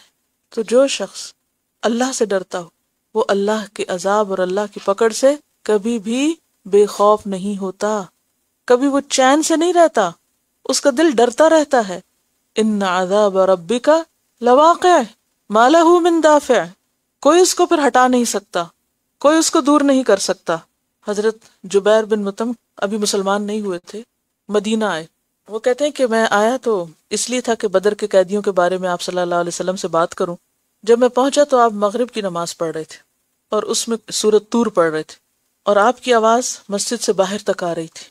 کہتے جب یہ آیت آپ نے پڑھی ان عذاب ربک لواقع، تو اچانک میری حالت یہ ہوئی کہ میرا دل یوں لگتا تھا خوف سے پھٹ جائے گا. میں نے اسی وقت اسلام قبول کر لیا. وہ کہتے ہیں کہ میرا حال یہ تھا کہ مجھے لگتا تھا کہ میں اگر اپنے قدم اٹھاؤں گا تو عذاب آ جائے گا. یعنی جیسے کوئی شخص کسی جگہ پہ جم جاتا ہے نا، پتھر ہو جاتا ہے، اگر میں یہاں سے ہلا تو پتہ نہیں کیا ہو جائے گا. یعنی پڑھنے کا انداز اتنا زبردست تھا. کاد قلبی یطیر، لگتا تھا میرا دل اڑ جائے گا، کہیں پھٹ پڑے گا. لیکن بات یہ ہے کہ ہم لوگ پڑھتے ہیں، سنتے ہیں اور یقین نہیں آتا کہ واقعی یہ ہوگا. ہم کہتے ہیں ہاں ہوگا، دیکھا جائے گا. یہ کب ہوگا؟ اگر دنیا میں کوئی آفت نہیں بھی آتی تو وہ بڑا دن آنے والا ہے. یوم تمور السماء مورا، جس دن آسمان کانپے گا بری طرح کانپنا. آج یہ چھت جو اوپر اٹھائی ہوئی ہے اور پرسکون نظر آتی ہے، کل اس کا حال کیا ہوگا کہ یہ تھر تھرا رہا ہوگا، جھول رہا ہوگا. اصل میں مارا کہتے ہیں، مارا یمور حرکت اور تیز رفتاری کے لیے آتا ہی. تیز آندھی کی وجہ سے کھجور کے اونچے درخت جب جھولتے ہیں نا، کبھی آپ اگر کھجور کے درخت دیکھیں تو صحیح معنی سمجھ میں آئے گا، اور اگر وہ نہیں بھی تو آندھی چلتے وقت، تیز ہوا کے وقت درخت کس طرح جھولتے ہیں، کس طرح دائیں بائیں بینڈ کر رہے ہوتے ہیں نا. تو اس حرکت کا نام مور ہوتا ہے کہ ایک چیز اپنی جگہ کھڑی ہے اور اس کے ساتھ جھول رہی ہے. آسمان کا ہلنا اور جھومنا اور چکر کھانا اور آگے پیچھے ہونا، اس کے لیے یہ لفظ آیا. یعنی قیامت کے دن آسمان اپنا توازن کھو دے گا. اصل میں ہوتا ہے کہ جب کوئی چیز بہت تیزی سے حرکت کرتی ہے اور اس حرکت میں اس کا جو توازن بگڑتا ہے اور وہ کانپنے لگتی. اگر آپ اوور سپیڈنگ کر رہے ہو، بہت تیز گاڑی چلا رہے ہو، تو اس میں کیا ہوتا ہے، پھر گاڑی کیا کرتی ہے، ہلنا شروع کر دیتی. یعنی تھوڑی دیر کے لیے آپ سوچیں، کبھی زلزلہ آیا یا کچھ تو آپ نے دیکھا ہوگا پنکھا ہلتا ہوا، تو کبھی چھت ہلتی ہوئی یا بلڈنگ موو کرتی ہوئی اگر آپ نے دیکھی ہو، جھولتی ہوئی دائیں اور بائیں، تو اس سے آپ اندازہ لگا سکتے. اور وہ تو صرف چند لمحوں کے لیے ہوتی ہے نا، لیکن قیامت کے دن تو جب تک وہ واقع نہیں ہو جائے گی یہ سب ہوتا رہے گا. یوم تمور السماء مورا وتسیر الجبال سیرا، اور پہاڑ چلنا شروع ہو جائیں گے جیسے چلا جاتا ہے. پہاڑ اپنی جگہ نہیں رکیں گے. دنیا میں کوئی طاقت پہاڑوں کو اپنی جگہ سے نہیں ہلا سکی. جو پہاڑی سلسلے ہیں ان کو انسان نہیں ختم کر سکا، اور کوئی آسان کام نہیں اگر کوئی چاہے. آپ نے دیکھا ہوگا کہ پہاڑی رستے بعض اوقات تھوڑا سا فاصلہ ہوتا ہے، لیکن پہاڑ کے اوپر گھوم گھوم کے سڑک کتنی لمبی ہو رہی ہے، فاصلہ کتنا زیادہ ہو جاتا ہے. اگر آپ نے ایک پہاڑ کراس کرنا تو آپ یہ نہیں کر سکتے کہ پہاڑ کو کاٹ دیں اور بس بیچ میں سے راستہ بنا لیں. بہت کم ایسا ہوتا ہے، لیکن عام طور پر کیا ہوتا ہے کہ آپ کو پہاڑی کی مرضی کے مطابق اپنے راستے بنانے پڑتے ہیں. تو یوم تمور السماء مورا وتسیر الجبال سیرا. فويل يومئذ للمكذبين الذين هم في خوض يلعبون. فویل یومئذ للمکذبین، پس ہلاکت ہے اس دن جھٹلانے والوں کے لیے. جو نہیں مانیں گے ان کی تو اس دن شامت آ جائے گی. الذین هم فی خوض یلعبون، وہ لوگ جو اپنی بحث میں کھیل رہے ہیں، بحثوں میں پڑے ہوئے ہیں. خوض کہتے ہیں پانی میں گھسنے اور اس میں سے گزرنے کو، اور پھر جھگڑے میں پڑنا، بیکار باتیں کرنا. یلعبون کھیل تماشا، یعنی بیکار کی بحثیں، بیکار کے ٹاپکس کے اوپر بولتے چلے جانا، فضول کی ادھر ادھر کی باتیں کرنا، اور کام کی کوئی نہ بات کرنا اور نہ ہی کوئی سوچنا. تو تباہی کس کے لیے اس دن؟ جو اپنا وقت کہاں لگائیں؟ بیکار کے تبصروں میں. فی خوض یلعبون. آپ دیکھیے کہ اس کو آپ یوں سمجھ سکتے ہیں جیسے کوئی میچ ہوتا ہے نا، تو کھیلنے والے تو کھیل رہے ہوتے ہیں اور کچھ لوگ بیٹھ کے تبصرہ کر رہے ہوتے ہیں. اب بال اس کے ہاتھ میں، اب وہ فلاں کے پاس چلی گئی، وہاں سے وہاں چلی گئی. تو میں سوچتی ہوں کہ کیا واقعی یہ اتنی اہم چیز ہے کہ اس کے اوپر اتنی زیادہ بات کی جائے کہ یہ چیز ادھر تھی پھر وہاں چلی گئی، پھر وہ ادھر گئی، پھر اس نے گول کر دیا. It doesn't make any sense to me. کبھی بھی نہ میرا دل لگا، نہ میں یہ باتیں سن سکتی. مجھے ان میں کوئی مقصد نظر ہی نہیں آتا. سمجھ نہیں آتی مجھے کہ لوگ دیوانے ہوئے پھرتے ہیں، اہم ترین کام چھوڑ کر کمنٹری سن رہے ہوتے ہیں. نتیجہ کیا نکلتا ہے؟ حاصل کیا ہوتا ہے؟ تو اگر ہم اپنی زندگی اور اپنے اوقات اور اپنی گفتگوؤں اور اپنی دلچسپیوں کا جائزہ لیں کہ ہماری ساری جو فیکلٹیز اور صلاحیتیں وہ کہاں استعمال ہوتی ہیں، تو کہیں ایسا تو نہیں فی خوض یلعبون، بیکار کی بحثیں، جھگڑے، باتیں، تجسس، لوگوں کی زندگی کے بارے میں کریدنا، وہ کیا کھاتا ہے، وہ کیا پیتا ہے، وہ کہاں رہتا ہے، وہ کہاں جاتا ہے، وہ کہاں آتا ہے، پھر اور کیا کرتا ہے. ان سب باتوں سے کیا حاصل ہوتا ہے؟ اگر ہمیں یہ پتہ چل جائے فلاں کے گھر میں کون آیا، پھر وہ کب گھر سے نکلا، اور وہ اس نے کیا باتیں کی، اور پھر وہ کہاں گیا، اور پھر وہ کہاں سے آیا، اور کیوں ہوا، اور مقصد کیا ان باتوں کا. لیکن اگر ہم دیکھیں تو عام طور پر ہم ایسے کھیل تماشے کی باتوں میں، بیکار بحثوں میں اپنا وقت ضائع کرتے رہتے ہیں. کبھی ہم اپنی مجلسوں میں ہونے والی باتوں پر غور تو کریں. وہ ٹاپک کیا ہوتے ہیں جن پر ہم اپنی انرجیز لگا رہے ہوتے ہیں؟ جب ہم لوگوں کے بارے میں تجسس کر رہے ہوتے ہیں، جب ہم بیکار قسم کی کمنٹریز دے رہے ہوتے ہیں، جب ہم فالتو قسم کی باتیں کر رہے ہوتے ہیں. کیونکہ خوض پھر کہتے ہیں، یعنی ابتدائی معنی کیا ہے؟ پانی میں اترنا. اور پھر کہتے ہیں کلام باطل، بیکار کی باتیں، بیکار کی بحثیں، فضول کی باتیں جن کا کوئی مقصد ہے ہی نہیں. اللہ تعالیٰ کیا فرما رہے ہیں؟ تباہی ہے اس دن جھٹلانے والوں کے لیے، وہ جھٹلانے والے جو دنیا میں کیا کرتے ہیں؟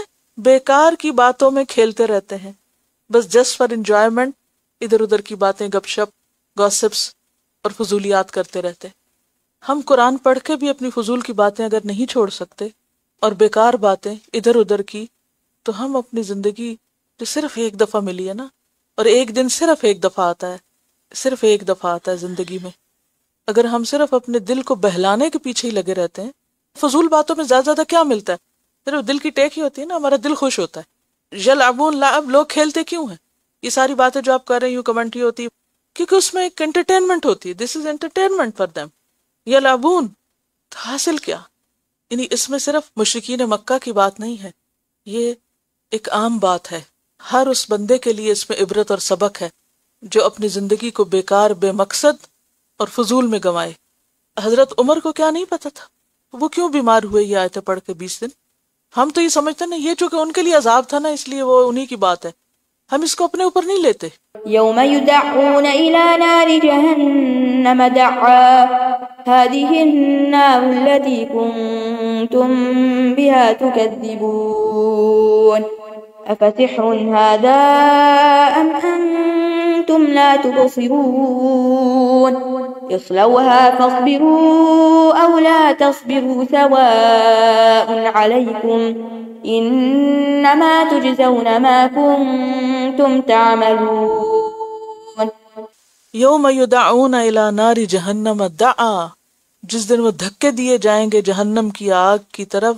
دھکے دیا جانا، دھکیل دھکیل کے اس میں پھینکے جائیں گے. دع کا مطلب ہوتا ہے سختی سے دفع کرنا. اب دیکھیے کہ کبھی تھوڑا سا بھی کوئی دھکا دے دے نا، کتنا غصہ آتا ہے. کبھی کوئی پش کرے تو ہم کہتے ہیں پش نہیں کرو، ہاتھ نہیں لگاؤ. اور وہاں جب لوگوں کو پش کر کے دھکا دے کے اس ذلت کے گڑھے میں پھینکا جائے گا جو آگ سے بھرا ہوا ہے، تو کیا حال ہوگا. هذه النار التي كنتم بها تكذبون، یہ ہے وہ آگ جس کو تم جھٹلایا کرتے تھے. افسحر هذا، کیا پھر یہ جادو ہے؟ کیونکہ دنیا میں وحی کو کیا کہتے تھے؟ جادو. آخرت کی باتوں کو جادو قرار دیتے. تو اللہ تعالیٰ فرماتے ہیں کہ اس وقت ان سے پوچھا جائے گا یہ جادو نظر آتا ہے تم کو؟ امن تم لا تبصرون، یا تم دیکھتے نہیں ہو؟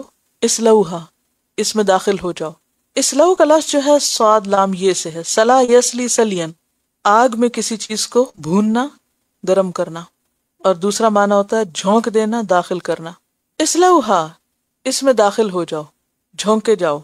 فصبروا او لا تصبروا، پھر صبر کرو یا نہ کرو. فصبروا او لا تصبروا سواء علیکم، برابر ہے تم پر. انما تجزون ما کنتم تعملون، بے شک تم بدلہ دیے جاؤ گے جو بھی تم عمل کرتے رہے۔ دنیا میں کیا ہوتا ہے کہ انسان پر اگر کوئی مصیبت آ جائے تو انسان صبر کرتا ہے اور پھر کچھ عرصے کے بعد مصیبت ٹل جاتی ہے۔ جب کسی کو کوئی پریشانی ہوتی ہے، کوئی دکھ تکلیف ہوتی ہے، ہم کیا کہتے ہیں؟ صبر کرو ٹھیک ہو جائے گا۔ کوئی غم ہے، دکھ ہے، تکلیف ہے تو ہم ایک دوسرے کہتے ہیں صبر کرو ٹھیک ہو جائے گا۔ لیکن جہنم میں جانے کے بعد اللہ تعالیٰ کیا فرماتے ہیں؟ کرو یا نہ کرو، اس تکلیف کو دور نہیں ہونا، اس مصیبت کو نہیں جانا۔ فاصبروا او لا تصبروا سواء علیکم، برابر ہے تم پر۔ انما تجزون ما کنتم تعملون، یہ سب تمہارا اپنا کیا دھرا ہی تو تمہارے سامنے آیا ہے، تمہارے ہاتھوں ہی کی تو کمائی ہے۔ اصل بات یہ ہے کہ ہمارا نفس ہی ہمارا سب سے بڑا الہ بنا ہوا ہے۔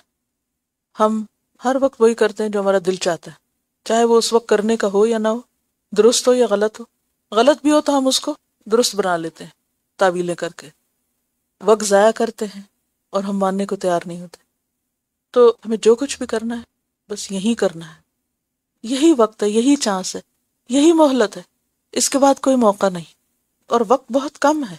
اللہ تعالیٰ ہم سب کو کتنا کھول کھول کے دکھا رہا ہے۔ اگر اللہ کی بات کو ہم سچ مانیں تو ان باتوں پہ واقعی یقین کر لیں۔ ان المتقین فی جنات ونعیم فاکہین بما آتاہم ربهم ووقاهم ربهم عذاب الجحیم کلوا واشربوا ہنیئا بما کنتم تعملون متكئين على سرر مصفوفة وزوجناهم بحور عين ان المتقین فی جنات ونعیم، بے شک متقی لوگ باغوں اور نعمتوں میں ہوں گے۔ فاکہین بما آتاہم ربہم، فاکہین خوش ہو رہے ہوں گے۔ فاکہ مسرور کے لیے استعمال ہوتا ہے، خوش، بہت زیادہ ہنس مکھ، ہنس ہنس کے باتیں کرنے والا، دوستوں سے ہنسی کرنے والا۔ یعنی جب انسان بہت خوش ہوتا ہے تو اس کے رگ و پے سے خوشی امڑ رہی ہوتی۔ تو اللہ کی نعمت اور انعام اور فضل کو پا کر اہل جنت بے حد خوش نظر آئیں گے۔ اب تو ویسے دنیا میں لوگوں نے خوش ہونا ہی چھوڑ دیا یا بھول گئے ہیں خوش ہونا، لیکن بچوں میں ابھی بھی آپ دیکھ سکتے ہیں ان کو چھوٹی سی چیز ملتی ہے تو اس پر وہ کتنی خوشی کا اظہار کرتے ہیں۔ ہمیں تو بڑی سے بڑی چیز مل جائے تو ہم منہ بنا لیتے ہیں، یعنی خوشی کا اظہار نہیں کرتے۔ لیکن اہل جنت اللہ کی طرف سے ملنے والے انعامات پر خوش ہو رہے ہوں گے۔ جیسے کل یہ تھا نا کہ وہ لے رہے ہوں گے آگے بڑھ کر، اور یہاں کیا وہ خوش ہو رہے ہوں گے لے کر۔ بما آتاہم ربہم ووقاہم ربہم عذاب الجحیم، اور ان کا رب ان کو جہنم کے عذاب سے بچا لے گا۔ دعائیں مانگتے تھے نا دنیا میں، وقنا عذاب النار، اور وہاں ان سے کہا جائے گا کلوا واشربوا ہنیئا، کھاؤ اور پیو مزے لے کر، خوشگواری سے۔ ہنی ہنا ان سے ہے، مصدر سے صفت مشبہ کا صیغہ ہے، پاکیزہ، خوش مزہ، وہ چیز جس کو کھانے میں کوئی مشکل نہ ہو اور کھا کر معدے پہ گرانی نہ ہو، اس کے لیے استعمال ہوتا ہے ہنی ان، یعنی پرلطف، خوشگوار۔ بما کنتم تعملون، بوجہ اس کے جو تم عمل کرتے تھے۔ یہاں یہ جو بے ہے یہ سبب کی ہے، عوض کی نہیں۔ اگر یہ لفظ لکھ لیں دو تو آپ کو تفسیر آسان ہو جائے گی۔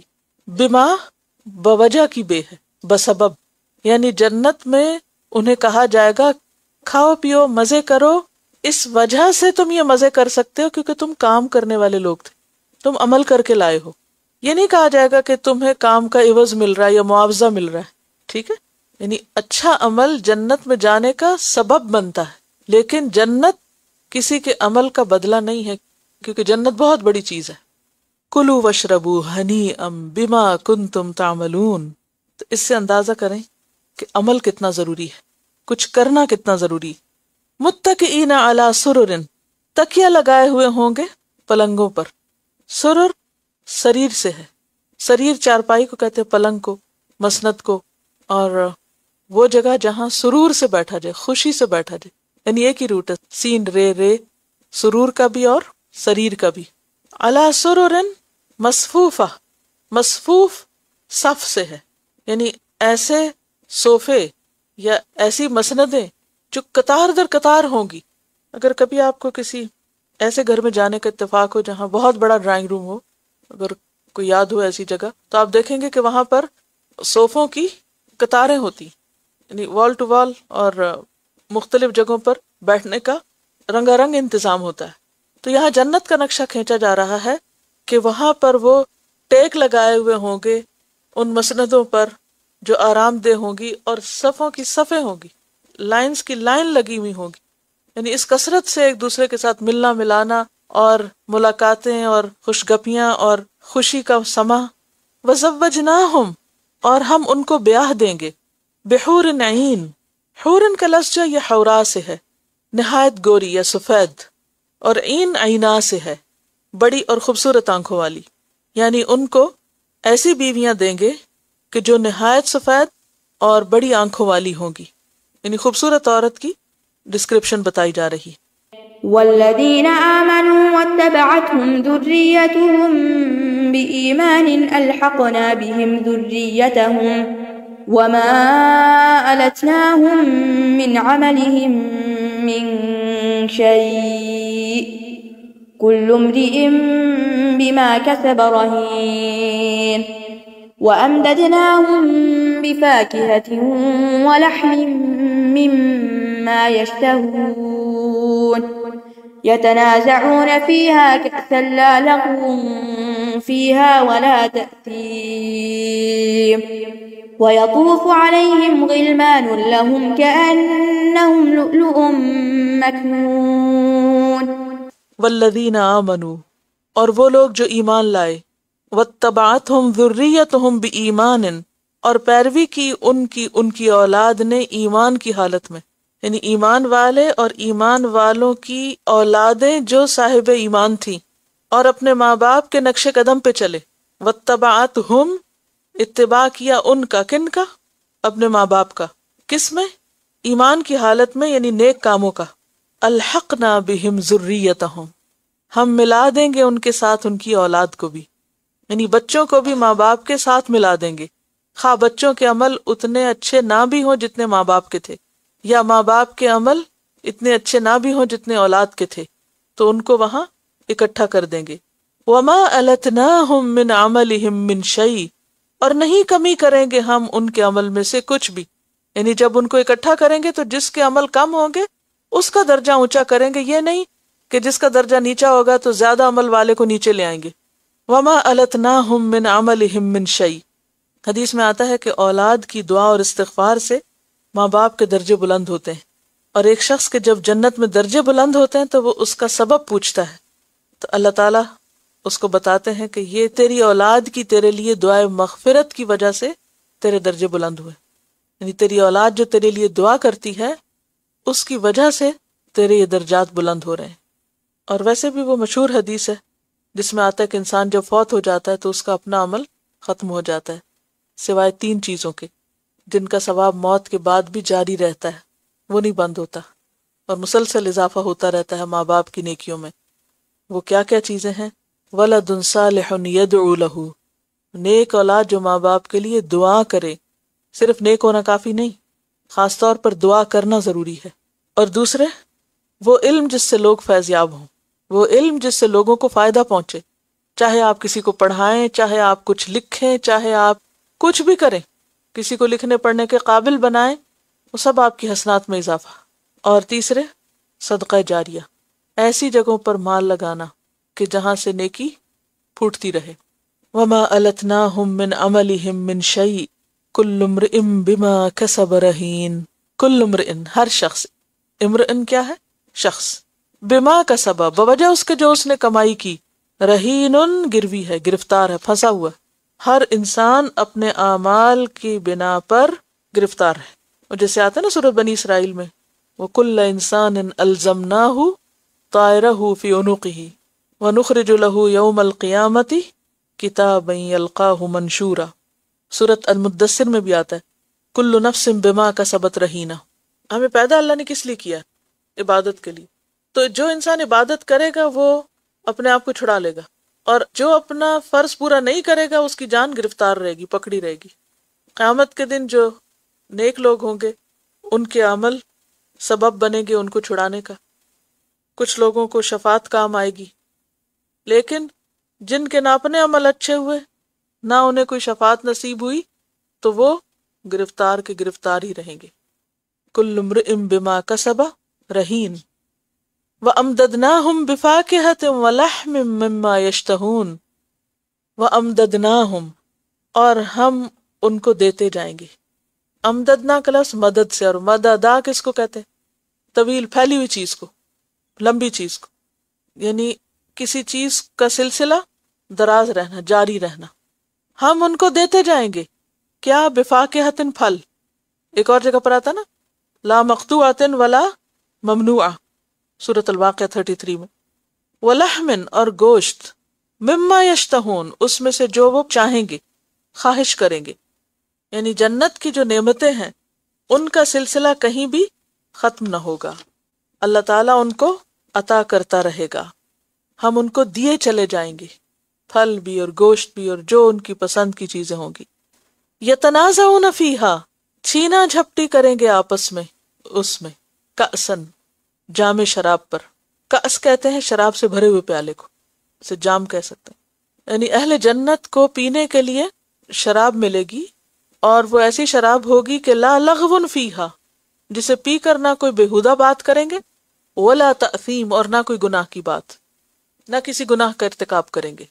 اب یہ جو شراب ہوگی، جب وہ مسندوں پہ بیٹھے ہیں، آپس میں بات چیت ہو رہی ہے، میل ملاقات ہو رہی، کھا پی رہے ہیں، تو جام شراب ایک دوسرے کو پیش کریں گے، اور اگر ایک لے رہا ہوگا تو وہ اس کی جگہ، یعنی جیسے بے تکلف دوست ہوتے ہیں نا، تو ان کا آپس میں کھانے پینے کا انداز کیا ہوتا ہے. اگر ایک کھانے لگے تو وہ اٹھا کے اس کے آگے سے خود کھا جاتے ہیں جلدی سے، تو دوسرا مائنڈ نہیں کرتا، بلکہ وہ خوش ہوتا ہے کہ میرا حصہ دوسرا کھا گیا. تو یعنی کہ ان کی مجلسیں وہ بوریت والی اور ایسی نہیں ہوگی کہ جس میں انہیں کوئی لطف نہ ہو، بلکہ ان کے دل آپس میں اتنے اچھے ہوں گے، اور ایک دوسرے کے ساتھ ہنسی مذاق بھی کریں گے، اور چھینا جھپٹی بھی کریں گے، اور ایک دوسرے کو اصرار کے ساتھ چیز پیش بھی کریں گے. اور یہ سب ان کی باہمی محبت اور باہمی تعلق اور اعتماد کی علامت ہوگا. جب انسان کسی سے مانوس ہو، اچھی انڈرسٹینڈنگ ہو، تو اسی کے ساتھ انسان ایسا مذاق کر سکتا ہے نا، کسی دوسرے کے ساتھ تو نہیں کر سکتا، دوسرا تو مائنڈ کر جائے گا. تو یہ ان کے انس اور ان کے اعتماد اور ان کا جو قلبی شرح صدر ہے، اس کی علامت ہے کہ وہاں پر وہ ایک دوسرے کے ساتھ چھینا جھپٹی بھی کر رہے ہوں گے، دینے پر بھی اصرار کریں گے، لینے پر بھی اصرار کریں گے، اور ایک بے تکلف مجلس میں بیٹھے ہوں گے. اور جتنی بھی شراب پیئیں گے لا لغو فیہا، اسے پی کر ان کا سر نہیں چکرائے گا کہ جس کی وجہ سے بےہودہ باتیں کرے، اور نہ ہی ان سے کوئی گناہ کا کام ہوگا. اس سے پتہ یہ چلتا ہے کہ دنیا میں شراب کے جو دو بڑے اثرات ہیں وہ کیا ہیں. ایک تو انسان کو اپنی گفتگو پر کوئی کنٹرول نہیں رہتا، وہ نہیں دیکھتا کوئی بڑا ہے چھوٹا ہے، کام کی بات ہے بیکار بات ہے. اور دوسرا یہ کہ گناہ کے کام. حضرت ابوبکر رضی اللہ تعالیٰ عنہ کے بارے میں آتا ہے کہ انہوں نے دور جاہلیت میں بھی کبھی شراب نہیں پی تھی. کیوں؟ اس لیے کہ شراب عقل کا نقصان ہے، انسان کی عقل اور مروت نقصان اٹھاتی. وہ کہتے ہیں کہ مجھے شراب سے اس لیے بھی نفرت ہوئی کہ میں نے ایک مرتبہ کسی شخص کو شراب کی حالت میں اپنی ہی گندگی کو ہاتھوں سے اٹھا کر منہ کی طرف لے جاتے دیکھا، اور وہ اس کی بو کی وجہ سے کھا نہیں سکتا تھا، اور پھر وہ اٹھاتا اور پھر منہ کی طرف لے جاتا. یعنی اس درجے کی عقل ماری ہوئی تھی، اور یہ منظر مجھے بھولتا نہیں، تو اس لیے مجھے شراب سے ہمیشہ نفرت رہی. اور یہ حقیقت ہے کہ جو انسان مدہوش ہے اس کو کیا خبر کہ وہ کیا کر رہا ہے. لیکن وہاں پر نہ کوئی بیہودہ کام کریں گے، نہ بیہودہ بات، اور نہ ہی کوئی گناہ کی چیز، کہ وہ شراب ایسی نہیں ہوگی کہ جو نقصان دہ ہو. وَيَطُوفُ عَلَيْهِمْ غِلْمَانٌ، اور گھومیں گے ان پر نوجوان لڑکے. غلام ٹین ایجرز کو کہتے ہیں، ابتدائی شباب کا حصہ، یعنی جنت کے خادمین جو ہیں وہ ان کے آگے پیچھے جی حضوری کر رہے ہوں گے. ایک روایت میں آتا ہے کہ ایک آواز پر 1000 غلام بیک وقت لبیک کہیں گے. یعنی جب وہ کچھ طلب کریں گے تو ایک نہیں بے شمار آگے بڑھیں گے. کیوں؟ اس لیے کہ دنیا میں وہ اللہ کے حکم پر لبیک کہنے والے تھے، یہ اس کا انعام ہوگا. اب دیکھیں نا، اگر اللہ تعالیٰ ہمیں کسی کام کے لیے کہتے ہیں اور ہم سستی کے مارے بیٹھے رہتے ہیں اور پھر کرتے ہی نہیں، تو کیا ایسے لوگ ڈیزرو کرتے ہیں کہ جنت میں غلمان ان کے آگے دوڑ رہے ہوں؟ یطوف علیہم غلمان، جو اللہ کے لیے نہیں دوڑے، ففروا الی اللہ پہ جنہوں نے عمل نہیں کیا اس دنیا میں، جو اللہ کی پکار پہ لبیک نہیں کہتے تو کل جنت میں ان کی پکار پہ لبیک کہنے والا کون ہوگا؟ وَيَطُوفُ عَلَيْهِمْ غِلْمَانٌ لَهُمْ، اور یہ غلمان انہی کے لیے ہی خاص ہوں گے۔ اچھا دنیا میں اگر آپ کسی اچھے سے اچھے ریسٹورینٹ میں بھی جائیں نا تو کیا ہوتا ہے، ایک ویٹر کئی لوگوں کو سرو کر رہا ہوتا ہے، اور آپ گلاس بجائیں، آپ چلائیں، آوازیں دیں، وہ دور دور سے ہی آپ کو اگنور کر دیں گے، ٹرخا دیں گے، لیکن آپ کی باری آئے گی تو آپ کے پاس حاضر ہوں گے۔ لیکن یہاں وَيَطُوفُ عَلَيْهِمْ غِلْمَانٌ لَهُمْ، وہ انہی کے خدمت پر معمور ہوں گے، اور اتنے صاف ستھرے اور خوبصورت کأنہم لؤلؤ مکنون، گویا کہ وہ موتی ہے محفوظ چھپا کے رکھے ہوئے۔ آپ نے دیکھو گا ایک زیور ہوتا ہے جو کھلا پڑا رہتا ہے، اور ایک وہ زیور ہوتا ہے جو باکس میں بند ہوتا ہے۔ جب آپ باکس میں بند زیور کو کھولتے ہیں تو اس کی چمک اور خوبصورتی کچھ اور ہوتی، اور وہ جو گچھے کی شکل میں کہیں سے بھی اٹھا کے آپ دیکھتے ہیں تو وہ منظر نہیں پیش کرتا۔ تو مکنون، محفوظ، بند، یعنی جیسے ایک دھلی دھلائی چیز ہوتی ہے جو انٹچڈ ہوتی ہے، صاف ستھری۔ دنیا میں ایسے ویٹر جو ہیں بظاہر اگر انہوں نے کوئی صاف کپڑے پہنے ہوئے بھی ہوں تو کہیں نہ کہیں سے آپ کو کوئی ایسی چیز ان کی دکھ جائے گی کہ جس سے کھانے کا مزہ خراب ہوگا، لیکن وہاں کأنہم لؤلؤ مکنون، ان کو دیکھ دیکھ کر ہی دل خوش ہو رہا ہوگا، اور وہ آگے پیچھے گھوم رہے ہوں گے۔ وأقبل بعضهم على بعض يتساءلون قالوا إنا كنا قبل في أهلنا مشفقين فمن الله علينا ووقانا عذاب السموم إنا كنا من قبل ندعوه إنه هو البر الرحيم۔ وَأَقْبَلَ بَعْضُهُمْ عَلَى بَعْضٍ يَتَسَاءَلُونَ، اور متوجہ ہوگا ان میں سے بعض پر، یعنی آپس میں بات کرتے وقت ایک دوسرے کی طرف توجہ کریں گے، یتساءلون، ایک دوسرے سے پھر سوال کریں گے، پوچھیں گے۔ اچھا دنیا میں بعض اوقات آپ نے محسوس کیا ہوگا کہ آپ اگر ایک مجلس میں بھی بیٹھے نا تو لوگ آپ کی طرف دیکھ کے بات نہیں کرتے، تو اس سے کیا فیل ہوتا ہے؟ بہت ان ایزی فیلنگ ہوتی ہے، اور یہ اچھے مینرز میں سے نہیں۔ تو مثلا اگر آپ کسی سے بات کر رہے ہیں تو آپ اس کو دیکھنے کی بجائے کسی اور طرف دیکھنا شروع کر دیں، یا نیچے دیکھنا شروع کر دیں، یا دائیں بائیں ہو جائیں۔ تو یہاں اہل جنت کے اعلیٰ اخلاق کا پتہ چلتا ہے۔ وَأَقْبَلَ، اقبلہ کہتا سامنے دیکھنا، اقبل بعضهم علی بعض، جب وہ آپس میں بات کریں گے تو ایک دوسرے کی طرف متوجہ ہوں گے، توجہ سے بات کریں گے۔ یتساءلون، ایک دوسرے سے پوچھیں گے۔ کیا پوچھیں گے؟ کس چیز کے بارے میں پوچھیں گے؟ اب ان کو فرصت ملی ہے کہ وہ دنیا کی گزری ہوئی باتیں پوچھیں، کیا کرتے تھے تمہاری کیا دلچسپیاں تھیں، کیا ہابیز تھیں، کیا کیا محنت کی، تمہارا کیا خاص عمل، کیا خاص عبادت ہوتی تھی، وغیرہ وغیرہ۔ دنیا میں تو وقت نہیں تھا نا اتنی باتیں کرنے کا، لیکن وہاں اور تو کوئی کام ہی نہیں۔ اب آپ سوچیں نہ تو کوئی پکانے کا کام ہو، نہ ہی خریدنے کا ہو، نہ ہی بچوں کو اسکول چھوڑنے کا ہو، نہ ہی صفائی کا ہو، کوئی کام ہے ہی نہیں، تو پھر کرنا کیا ہے؟ یہ باتیں چاہتے تو ہوگی، اس کو وزٹ کر رہے ہیں، اس کو وزٹ کر رہے ہیں، اس سے ملاقات ہو رہی ہے، صرف ملاقاتیں اور باتیں ہوگی۔ جن لوگوں کو یہاں گوسپ سے دلچسپی نہیں، وہ وہاں بھی ان کو اس طرح کی نہیں ہوگی کہ کسی دوسرے کی باتیں کریں، اپنی باتیں کریں گے۔ ہر وہ چیز جس کو ہم اللہ کی خاطر چھوڑ دیں، چاہے وہ کتنی لذیذ ہو ہمارے لیے، یہاں اللہ تعالیٰ اس کا موقع وہاں دے دیں گے۔ وَأَقْبَلَ بَعْضُهُمْ عَلَى بَعْضٍ يَتَسَاءَلُونَ، نہ کوئی منہ موڑے گا، نہ پیٹھ پھیرے گا، اور نہ بغلیں جھانکے گا، سامنے ہو کے بات کرے گا۔ وَأَقْبَلَ بَعْضُهُمْ عَلَى بَعْضٍ يَتَسَاءَلُونَ، ایک دوسرے سے سوال کریں گے، حال پوچھیں گے، تو جواب میں کیا آئے گا؟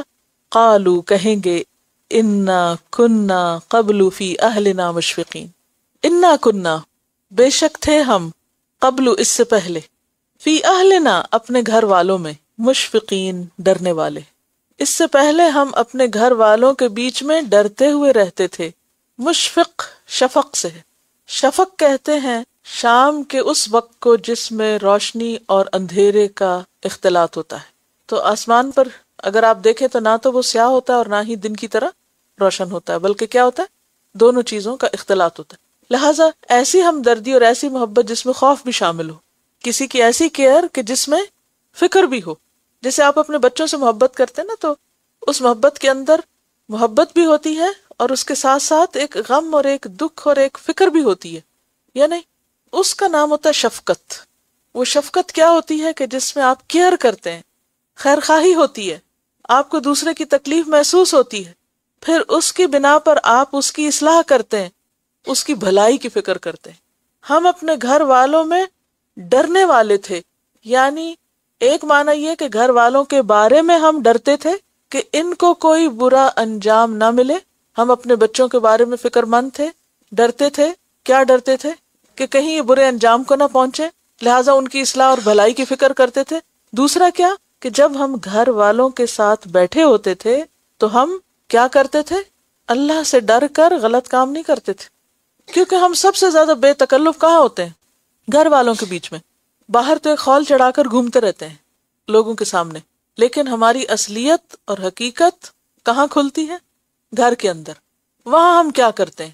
وہ ہمارا اصل روپ ہوتا ہے، وہاں ہم اوریجنل خود ہوتے ہیں، سارے خول اترتے ہیں، کیونکہ انسان گھر میں خول نہیں چڑھا سکتا۔ اچھا، وہاں پر جو شخص اللہ سے ڈرتا ہو وہ کبھی بھی گھر والوں کی سپورٹ کے ساتھ غلط باتیں زبان سے نہیں نکال سکتا، کیونکہ آپ دیکھیں جب آپ اکیلے ہوتے ہیں نا آپ ڈرتے ہیں۔ جب آپ کو کوئی بہن بھائی مل جائے، بچے سامنے ہوں یا شوہر ہوں یا ماں باپ ہوں، پھر ہم کیا کرتے ہیں؟ پھر ہمیں ایک دوسرے کی ڈھارس ہو جاتی ہے، ایک سپورٹ مل جاتی۔ اب ہم شیر ہو جاتے ہیں لوگوں کے مذاق اڑانے میں، لوگوں کی باتیں کرنے میں، اس کی عزت پامال کرنے میں، اس کے کیڑے نکالنے میں، اس پہ تنقید کرنے میں۔ ساری غلط باتیں پھر اس سرکل میں ہوتی ہیں۔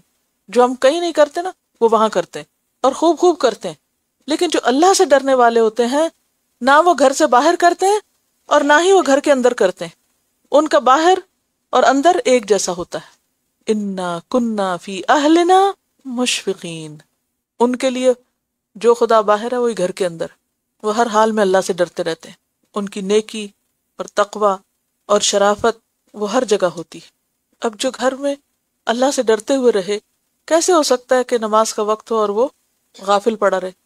کیسے ہو سکتا ہے کہ جو کرنے کا کام ہو اس وقت وہ اس سے منہ موڑ جائے؟ تو وہ حرام کا ارتکاب اور گناہوں کا ارتکاب نہ لوگوں کے سامنے کرتے ہیں اور نہ اپنے کلوز سرکل میں کرتے ہیں۔ وہ جیسے باہر اللہ سے ڈرتے ہیں ویسے ہی انتہائی پرائیویسی میں بھی وہ اللہ سے ڈرتے ہیں۔ اہل کا جو لفظ ہے یہ سب سے پہلے کس کے لیے استعمال ہوتا ہے؟ بیوی کے لیے، پھر بیوی سے جو بچے پیدا ہوتے ہیں ان کے لیے۔ اسی لیے آپ دیکھیں کہ صحابہ کرام کی جو شخصیتیں ہیں نا، یا نبی صلی اللہ علیہ وسلم کی جو شخصیت ہے، وہ صرف گھر سے باہر ہی خوشگوار نہیں، اس کو آپ جتنا اندر سے ڈگ کریں گے نا وہ اتنی اور خوبصورت نکلے گی۔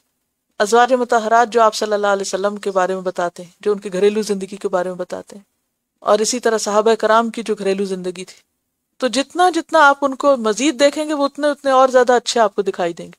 اس کے برعکس جو دنیاوی ہیروز ہوتے ہیں وہ باہر تو انتہائی گلیمرس اور خوبصورت تصویر پیش کرتے ہو، جتنا ان کو آپ ڈگ کریں گے اتنی خرابیاں آپ کو اور نظر آئیں گی۔ ان کی پرائیویٹ اور پرسنل لائف اتنی ہی کرائم سے بھری ہوئی ہوگی۔ تو صحابہ کرام چونکہ رضی اللہ عنہم ہے نا، اللہ ان سے راضی ہو گیا ہے۔ ان کی جو زندگیاں ہیں اور ان کے جو معاملات ہیں صاف ستھرے کھرے۔ انا کننا فی اہلنا مشفقین، ہم اپنے گھر والوں میں اللہ سے ڈرتے تھے۔ اور جب اللہ سے ڈرتا نا بندہ گھر والوں کے بارے میں، تو پھر انصاف سے بھی کام لیتا ہے، وہ زیادتی نہیں کرتا، وہ اپنی اولاد میں بھی انصاف کرتا ہے۔ وہ اگر اپنی اولاد میں یا اپنے شوہر میں یا اپنی بیوی میں کوئی کمی کوتاہی دیکھتا تو اس کو بتانے والا ہوتا ہے۔ وہ ان کو سب اوکے نہیں دیتا کہ جو جی چاہے کرو، ہاں ہاں ٹھیک ہے، کوئی فکر کی بات نہیں، کیونکہ گھر والوں کو ایک دوسرے کی جو کوتاہیاں نظر آتی ہیں نا وہ باہر نہیں آتی نظر، اور وہ جو اصلاح کا موقع وہاں ہوتا ہے وہ باہر نہیں ہوتا۔ جو جس کو جتنا زیادہ جانتا ہوتا ہے نا وہ اس کی اتنی گہری اصلاح کر سکتا ہے، اس کو اتنا زیادہ احساس دلا سکتا ہے۔ اور جب اللہ سے ڈرتا نا انسان تو پھر دوسرے کی نصیحت بھی قبول کر لیتا ہے۔ جب اللہ سے نہیں ڈرتا نا تو نصیحت سب سے بری چیز لگتی ہے، اور نصیحت کرنے والا بے حد برا لگتا ہے کہ یہ کون ہے جو مجھے سمجھائے۔ اسی لیے آپ دیکھیں گے کہ جو جتنے قریبی لوگ ہوتے ہیں نا ان کے آپس میں اتنے تعلق خراب ہوتے ہیں، کیونکہ وہ ایک دوسرے کی سننا ہی نہیں چاہتے، ایک دوسرے کی برداشت ہی نہیں کرتے، لہٰذا لڑائی جھگڑے فساد۔ لیکن جو اللہ سے ڈرنے والے ہوتے ہیں وہ ایک دوسرے کی نصیحت خیر خواہی باتیں برداشت کر جاتے ہیں، صبر سے کام لیتے ہیں، حسن معاملہ کرتے ہیں، محسنین ہوتے ہیں، لہٰذا ان کے گھر کے اندر بھی تعلقات انتہائی اچھے ہوتے ہیں اور پھر باہر بھی اچھے ہوتے ہیں۔ تو یہ ایک کرائیٹیریا دے دیا گیا کہ جنت میں جانے والے کیا کرتے تھے.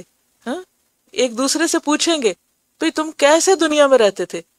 اب بھی آپ دیکھیں گا ہمیں اس میں بہت انٹرسٹ ہوتا ہے کسی کی پرائیویٹ لائف جاننے کا، وہ اندر کیا کرتا ہے، اندر سے کیسا ہے، گھر میں کیا کرتا ہے، اور کیا کرتا ہے، اور کیا کرتا ہے، اور ڈگ کرو اور دیکھو. لیکن جو بامقصد لوگ ہوتے ہیں ان کے پاس اتنا وقت نہیں ہوتا کہ وہ ایسی باتوں میں پڑیں. اب بعضوں کا دل تو چاہتا ہے، لیکن پھر انسان کیا سوچتا ہے کہ اس سے زیادہ اہم کام ہے، چلو کچھ اور کرتے ہیں. اب قیامت کا دن، فراغت کا دن، اب پوچھتے ہیں کیا کیا کرتے تھے. وہ ایک دوسرے سے پوچھیں گے اور وہ بتائیں گے کہ ہمیں گھر والوں میں بھی بیٹھ کے اللہ سے ڈر لگتا تھا، اور ہم گھر والوں کے بھی برے انجام سے ڈرتے تھے. ان کے بارے میں ہم فکر مند ہوتے تھے کہ ان کا بنے گا کیا، اس لیے ان کی تربیت کی ہم فکر کرتے تھے. یہ ایک طویل سفر ہے نا. ایک وقتی ڈر ہوتا ہے نا کہیں کسی موقع پر، تو وہ تو ٹھیک ہے، لیکن ایک ہر وقت کا ڈر کہ انسان گھر میں بھی اپنے آپ کو نہ چھوڑے، تو اس پر جب انسان کامیاب ہو جاتا ہے فمن اللہ علینا، اللہ نے ہم پہ احسان کر دیا.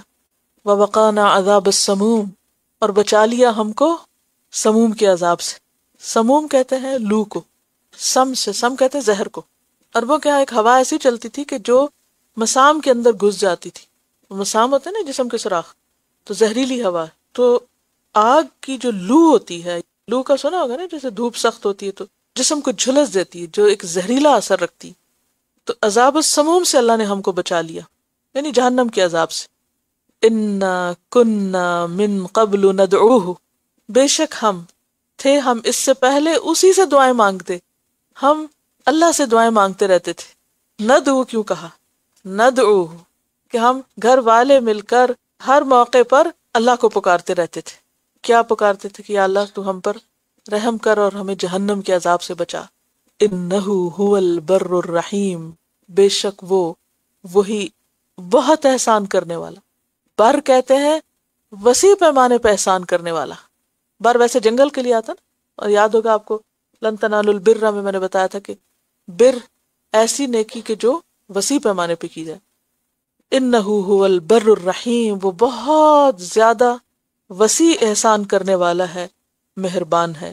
فذكر فما أنت بنعمة ربك بكاهن ولا مجنون أم يقولون شاعر نتربص به ريب المنون قل تربصوا فإني معكم من المتربصين. فذکر، بس نصیحت کیجئے. پچھلی صورت میں بھی کیا تھا؟ فذکر. فما انت بنعمت ربک بکاہن ولا مجنون، پس نہیں آپ اپنے رب کی نعمت سے نہ کاہن اور نہ مجنون. لوگ آپ پر جو الزام لگاتے ہیں کہ آپ کاہن ہیں، اور کاہن کون ہوتا ہے؟ جو غیب کی خبریں دے. عربوں کے ہاں کہانت کا بہت رواج تھا. عموماً وہ جنات قابو کر لیتے، اور وہ جنات آسمان پہ جا کر قرآن کے نزول سے پہلے فرشتوں کی کچھ باتیں سن کے آ جاتے، پھر وہ آ کے کاہنوں کو بتاتے. وہ اس میں 100 جھوٹ اور ملا کر لوگوں میں مشہور کرتے. اگر کوئی بات 1% بھی سچی ہو جاتی تو لوگ اس کو سارا ہی سچ سمجھ لیتے. تو یہ ایک عام مرض تھی اس معاشرے کے اندر. ہمارے یہاں بھی خیر کمی نہیں ہے، لوگ غیب کی خبریں مختلف طریقے سے معلوم کرنے کی کوشش کرتے ہیں. حالانکہ حدیث میں کیا آتا ہے کہ جو کوئی عراف کے پاس آیا اس نے اس تعلیم سے کفر کیا جو محمد صلی اللہ علیہ وسلم کی ہے. کسی ایسے شخص کے پاس جانا جو بالوں کو دیکھ کر یا کافی کو دیکھ کر یا کسی بھی اور چیز کو دیکھ کر کوئی آئندہ کی اگلی پچھلی خبر بتائے تو نہ اس پہ یقین کرنا چاہیے اور نہ ہی جانا چاہیے. اور اسی طرح پامسٹری اور ہاتھوں کو دیکھ کر، لکیروں کو دیکھ کر مستقبل کی خبریں بتانا، ان سب چیزوں سے اجتناب بے حد ضروری ہے. تو یہاں پر کیا فرمایا کہ پیغمبر کاہن نہیں ہے اور نہ ہی مجنون ہے. ام یقولون شاعر، یا وہ کہتے ہیں کہ آپ شاعر ہیں.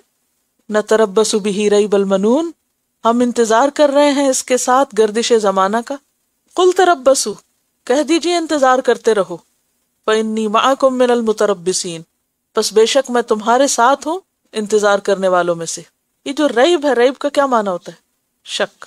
لفظی معنی تو اس کا شک ہے، لیکن یہاں اس سے مراد گردش زمانہ ہے.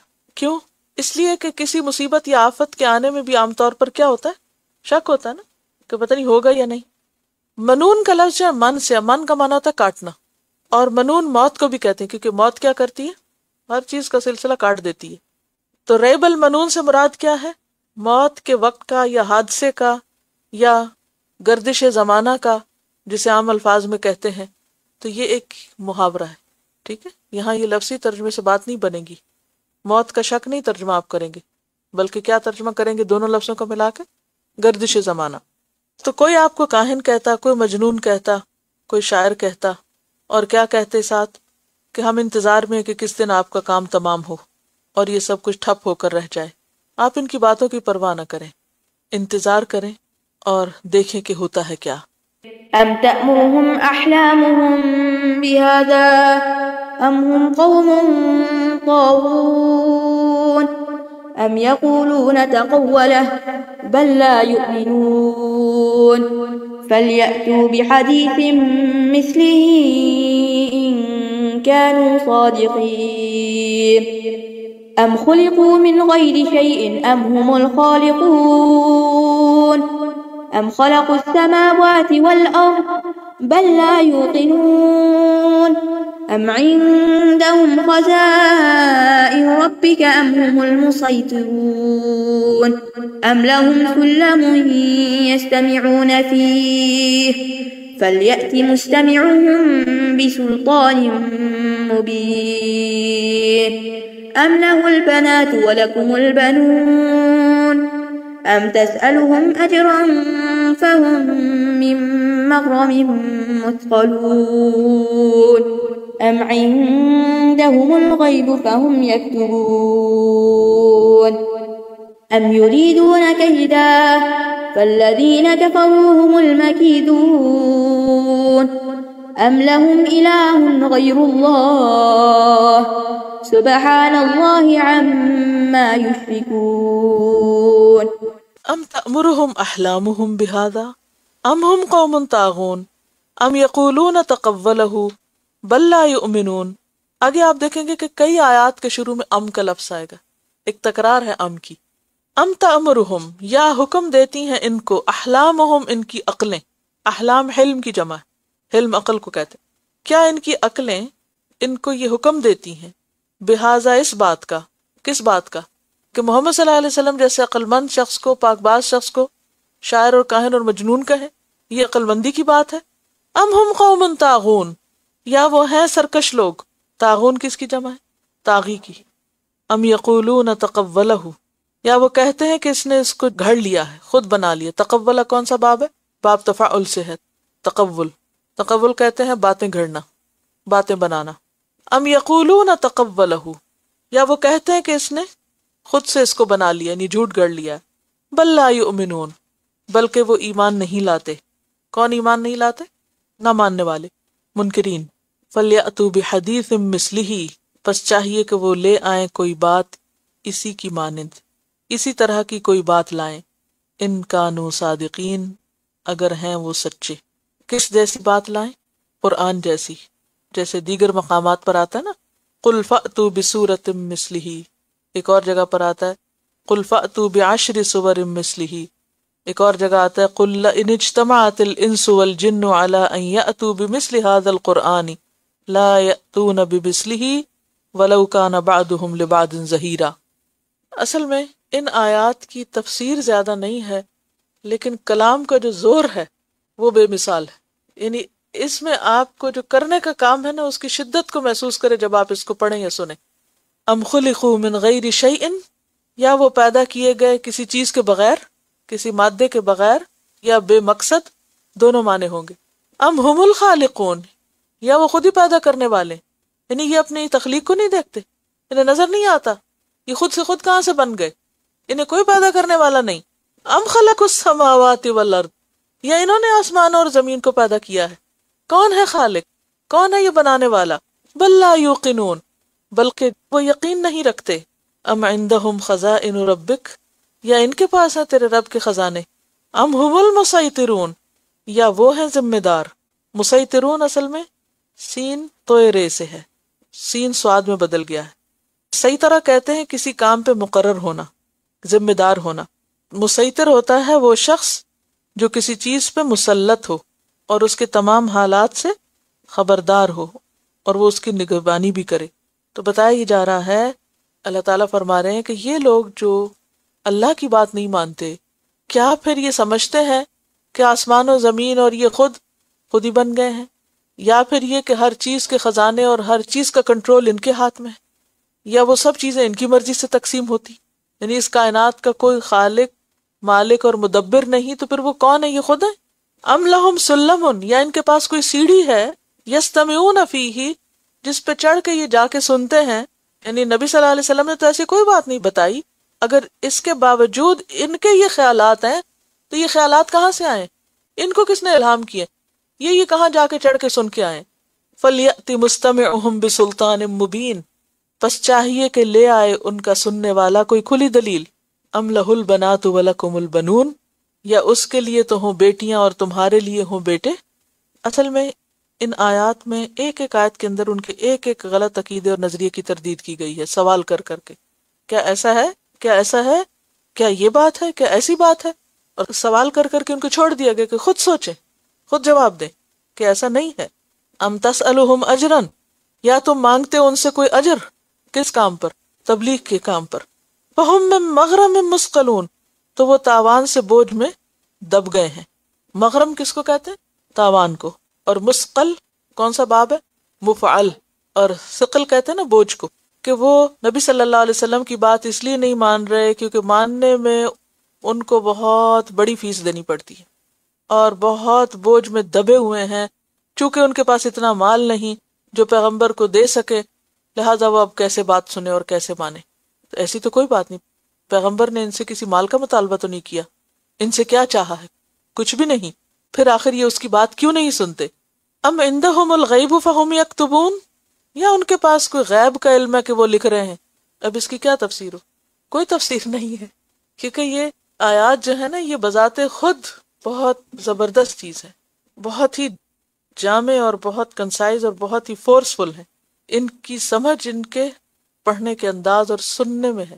ام یریدون کیدن، کیا وہ کوئی چال چلنا چاہتے ہیں؟ فالذین کفروا هم المکیدون، پس وہ لوگ جنہوں نے کفر کیا وہ خود ہی چال میں پھنسے ہوئے ہیں۔ چال تو ان کے خلاف ہو رہی ہے۔ وہ کیا چالیں چلتے تھے نبی صلی اللہ علیہ وسلم کے بارے میں؟ وَيَمْكُرُ بِكَ الَّذِينَ كَفَرُوا لِيُثْبِتُوكَ أَوْ يَقْتُلُوكَ أَوْ يُخْرِجُوكَ وَيَمْكُرُونَ وَيَمْكُرُ اللَّهُ وَاللَّهُ خَيْرُ الْمَاكِرِينَ۔ ان کو بتایا یہ جا رہا ہے کہ تم لوگ جو نبی صلی اللہ علیہ وسلم کے خلاف چالیں چل رہے ہو، یاد رکھو ان کے پھیر میں خود آؤ گے، جو تم اس کے لیے سوچ رہے ہو نا وہ تمہارے ساتھ ہوگا، اور وہی ہوا بدر کے میدان میں۔ ام لہم الہ غیر اللہ، یا ان کے لیے کوئی الہ ہے اللہ کے سوا؟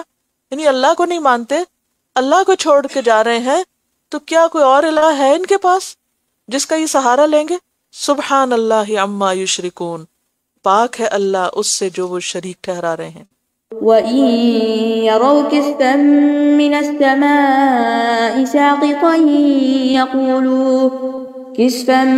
السَّمَاءِ سَاقِطًا يَقُولُوا سَحَابٌ مَّرْكُومٌ فَذَرْهُمْ حَتَّى يُلَاقُوا يَوْمَهُمُ الَّذِي فِيهِ يُصْعَقُونَ يَوْمَ لَا يُغْنِي عَنْهُمْ كَيْدُهُمْ شَيْئًا وَلَا هُمْ يُنصَرُونَ وَإِنَّ لِلَّذِينَ ظَلَمُوا عَذَابًا دُونَ ذَلِكَ وَلَكِنَّ أَكْثَرَهُمْ لَا يَعْلَمُونَ۔